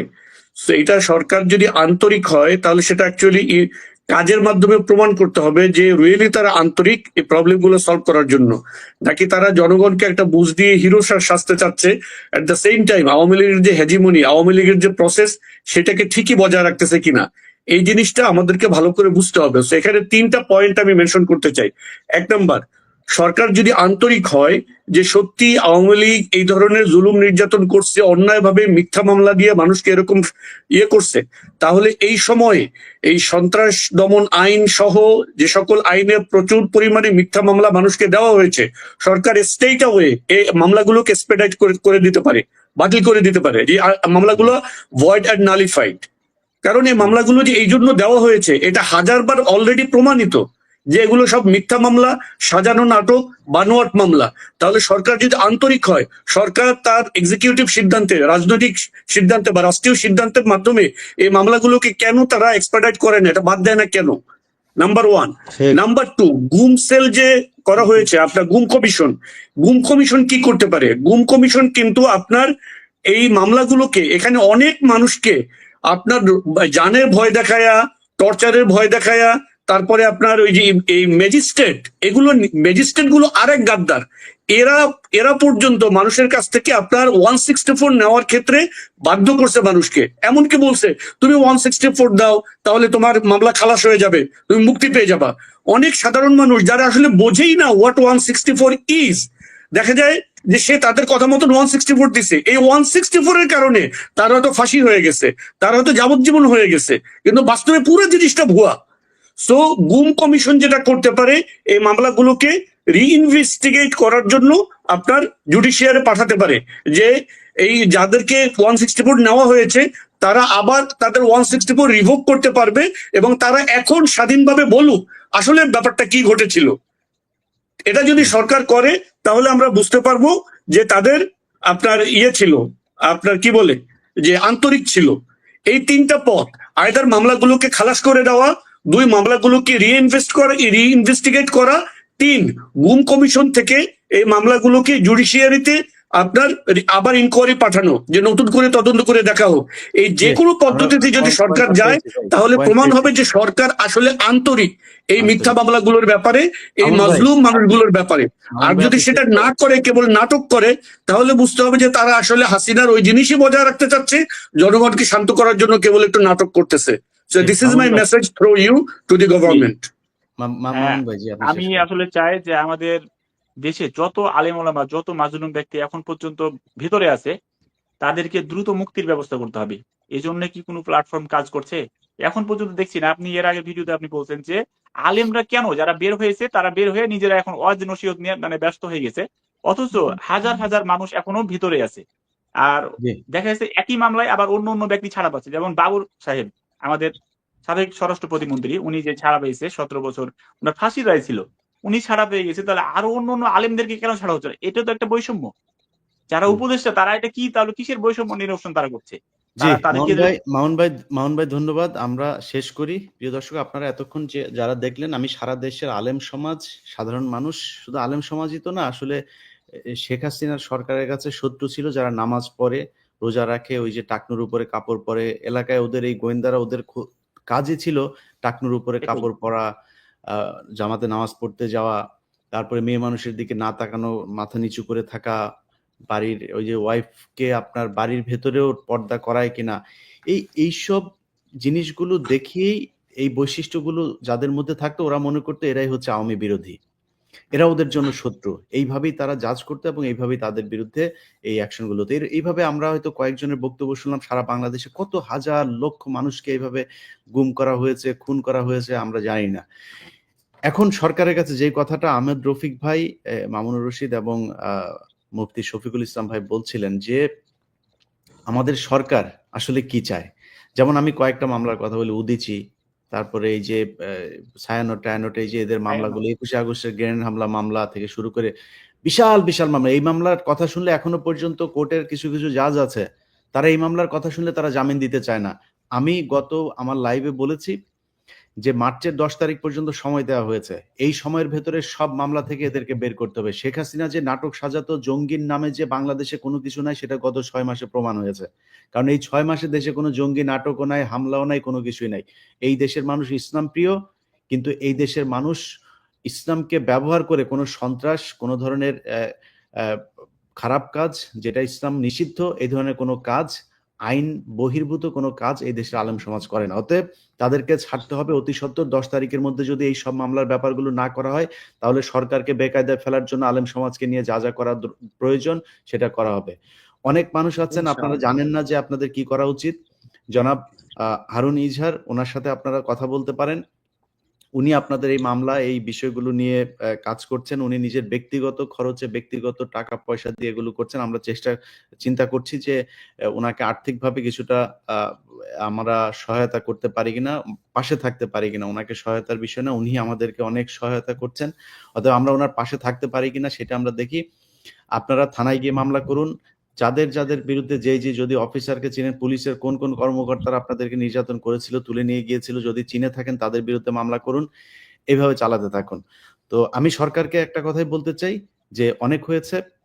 আপনারা সাজিয়ে গুছিয়ে তারপরে আয়নাঘরে একটু বড় করে দেখায়, যেটা দেখাতে চেয়েছেন যাই করেন, যত নাটকই করেন। ওয়াকার, আপনি আপনার সেনাবাহিনীকে যতই সুন্দর করে দেখাইতে চান, জাতিসংঘ যেই প্রতিবেদন দিয়েছে এটার পরে অনেক কিছু পরিষ্কার। অতএব আপনি দেশের ভেতরে, দেশের বাইরে কোথাও আপনি খুব একটা শান্তিতে থাকতে পারবেন না এই সেনাবাহিনীর খুনিদেরকে আশ্রয় প্রশ্রয় দিয়ে। অতএব এটার সুষ্ঠু তদন্ত করতে হবে, বিচার করতে হবে। আসলে যা ঘটেছিল সেটার মানুষের সামনে তুলে ধরতে হবে। যারা এতদিন ধরে এই গুম খুনের সাথে জড়িত ছিল তাদের পরিবারকে যথাযথ ক্ষতিপূরণ দিতে হবে। যারা এখন পর্যন্ত ছাড়া পায় নাই তাদেরকে খুব দ্রুত ছাড়তে হবে। একটা বিষয় বলে শেষ করে দেই, সেটা হচ্ছে যে জনাব মুফতি শফিকুল ইসলাম, উনি একটা বিষয় নিয়ে কথা বলতে চেয়েছিলেন, আমি আটকে দিয়েছিলাম, যে আওয়ামী লীগকে নিয়ে। দেখেন, আওয়ামী লীগ পৃথিবীর ভেতরে বিলুপ্ত প্রায় একটা প্রজাতি। এদের অস্তিত্ব এই বাংলাদেশে ইনশাল্লাহ আর কোনোদিন হবে না। এদেরকে মানুষ ওই যে বিভিন্ন জাসদ টাসদের মতো বিভিন্ন রাজনৈতিক দল আছে না, ওইরকম একটা দল হয়ে তারা দাঁড়াবে বাংলাদেশের সামনে। বিএনপি, জামায়াতে ইসলামী এবং এই ছাত্রদের যে একটা দল, তারপরে সাথে কিছু দল আরো থাকবে। সবচাইতে ছোট দল হিসাবে আওয়ামী লীগ এই দেশে রাজনীতি করবে। আমি তাদের মনে হয় না নিষিদ্ধ করা হবে, আমি নিষিদ্ধ করা হোক, সেটা দরকার নেই। মানুষের জানা দরকার আছে যে আওয়ামী লীগ আসলে কি জিনিস। তো আওয়ামী লীগের যেসব লোকজন, আমি আজকে কমেন্ট পড়ছিলাম, নর্মালি আমার এখানে আমার বিরুদ্ধে তেমন কেউ কমেন্ট করেনি, কিন্তু আমি আজকে দেখছিলাম যে হয়তো তাদের হয়তো পলিসি নিয়েছে যে তারা কিছু কমেন্ট করবে বাজে। তো আমি আপনাদেরকে বলবো ভাই, যে আপনাদের আওয়ামী লীগের যত লোক আছে সবাইকে নিয়ে এসে আমি চাই আপনারা আমাকে গালাগালি করেন, আমার বিরুদ্ধে কথা বলেন, সমালোচনা করেন। এতে আমি বুঝতে পারবো যে দেশে আসলে আওয়ামী লীগের সংখ্যা কত। যেদিন আমার কাছে মনে হবে আপনারা সবাই মিলে লোকজন দাওয়াত দিয়ে এনেও যদি 30% কমেন্ট যদি আমার বিরুদ্ধে করতে পারেন, সেদিন আমি আওয়ামী লীগে যোগ দেব। কারণ আমাকে বুঝতে হবে যে আমি কোনো কিছু একটা রং করছি, আমার মনে হয় সমস্যা। কারণ এখনো পর্যন্ত পৃথিবীর ভেতরে সংখ্যাগরিষ্ঠ মানুষ সঠিক জিনিসটাই দেখে। আপনি যদি বলেন যে ধর্মের কথাও বলেন, এখন পর্যন্ত পৃথিবীতে নাস্তিকের সংখ্যা বেশি হয় নাই। চীন বাদ দিলে পৃথিবীর কোনো দেশেই এইভাবে সংখ্যাগরিষ্ঠ নাস্তিকের সংখ্যা নাই। সো মানে এখনো পর্যন্ত আমি কোনো ধর্মের কথা বলছি না, কিন্তু মানুষ আস্তিক, অর্থাৎ কোনো একজনকে বিশ্বাস করেন। সেটা কেউ আল্লাহ, কেউ ভগবান, কেউ বিভিন্ন কিছু বলেন, কিন্তু একজনকে বিশ্বাস করেন, অদৃশ্যে বিশ্বাস করেন, পরকালে বিশ্বাস করেন। অতএব ভালো জিনিসকে কিন্তু এখনো পর্যন্ত মানুষ ভালোবাসে। এখনো পৃথিবীর বেশিরভাগ মানুষই আইফোন পছন্দ করে, কারণ আইফোন যে সবচেয়ে ভালো এটা জানে। তো আপনি আওয়ামী লীগ যদি ভালো হয়ে থাকেন, আমি মনে করি 30% বেশি যদি আপনি হয়ে যান, আমার কাছে তখন এটা অ্যালার্মিং মনে হবে। আমার চিন্তা করতে হবে যে আমি আসলে ভুল করছি কিনা, আমাকে আওয়ামী লীগে যোগ দেওয়া উচিত কিনা। যদি না পারেন তাহলে চিন্তা করেন, পুরো গোষ্ঠীর সবগুলারে গলায় পাড়া দিয়ে মাইরা ফেলছে না? একটু চিন্তা করেন, এটা কোনো মানুষের ক্ষমতা নাই। কোনো মানুষের একটা মানুষকে একটা থাপ্পড় দেওয়ার ক্ষমতা নাই। এই যে হাতটা উঁচু করছে না, এই ক্ষমতাটাও পৃথিবীতে অনেক মানুষের নাই। এই যে কথা বলছি, আমার চাইতে মানে সুন্দর মুখ আছে, আমার চাইতে দেখতে ভালো, কিন্তু আল্লাহ কথা বলার সুযোগ দেয় নাই। আছে না? এটাই আল্লাহর শক্তি। তো একটা জিনিস মাথায় রাখেন, এত বড় একটা ঘটনা ঘটেছে, এটা এমনিতেই ঘটেছে এটা মনে করার কোনো কারণ নাই। আল্লাহ এই শাস্তি আপনার এই জাস্ট ইমিডিয়েট পূর্বপুরুষকে দিয়েছেন। এখন এই মুহূর্তে এই পুরো পৃথিবীর ভেতরে এরকম নজির নাই। আন্ডা বাচ্চা যা আছে সব পালা, 1 ঘন্টার নোটিসের ভিতরে সব পলা, কারোর কোনো অস্তিত্ব নাই। তারপরেও যদি লজ্জা না হয়, এখন ভারতে গিয়া পার্কে পার্কে ঘুরে আর যায় এখন দেশের বিরুদ্ধে নানানি করে। কয়দিন আগে এরা বলেছে এরা নাকি দেশের জনগণকে নিয়ে নাকি এরা চিন্তা করে, এরা বহির্বিশ্বের কাছে যায় না, ওদের এখন একমাত্র প্রভু হয়েছে বলবো, ওদের দেশে এখন কোনো জায়গাই নাই।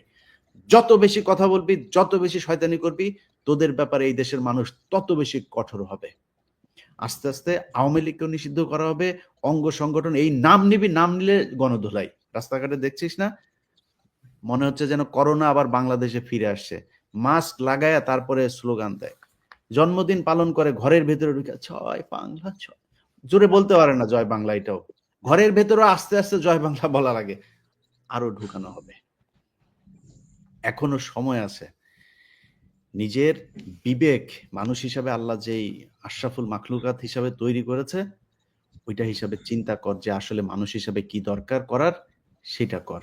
এর বাইরে কিছু করবি, কিছুদিন শান্তিতে থাকতে পারবি। কয়দিন আগে মনে নাই বলেছি শেখ হাসিনাকে কেউ সরাইতে পারবে না, আল্লাহর সাথে যুদ্ধ করেছিলে, আল্লাহ সেটা নজির দেখিয়ে দিয়েছে। তো আমরা আলোচনাটা দীর্ঘায়িত না করি, সবাই ভালো থাকবেন। আলেম সমাজের উপরে যে নির্যাতন হয়েছে সেটার সুষ্ঠু তদন্ত চাই, বিচার চাই। আসিফ নজরুলকে বলবো, আসিফ নজরুল, আপনি আইনমন্ত্রী, অতএব একজন আইন উপদেষ্টা হিসাবে এটার সম্পূর্ণ দায়িত্ব আপনার, দায়ভার আপনাকে নিতে হবে। মার্চের 10 তারিখের মধ্যে একজন আলেম যদি বাংলাদেশের জেলখানায় থাকে, একজন বিএনপি জামায়াতের কর্মী যারা কিনা শেখ হাসিনার সমালোচনা করার কারণে শেখ হাসিনার মিথ্যা মামলায় আটক আছে, কেউ যদি নাকি জেলখানায় থাকে, ভয়ঙ্কর রকমের প্রতিশোধ নেওয়া হবে আসিফ নজরুল। ওই জায়গা থেকে আপনি আপনার চেয়ার নিয়ে দাঁড়াইতে পারবেন না। সবাই ভালো থাকেন, আল্লাহ হাফেজ।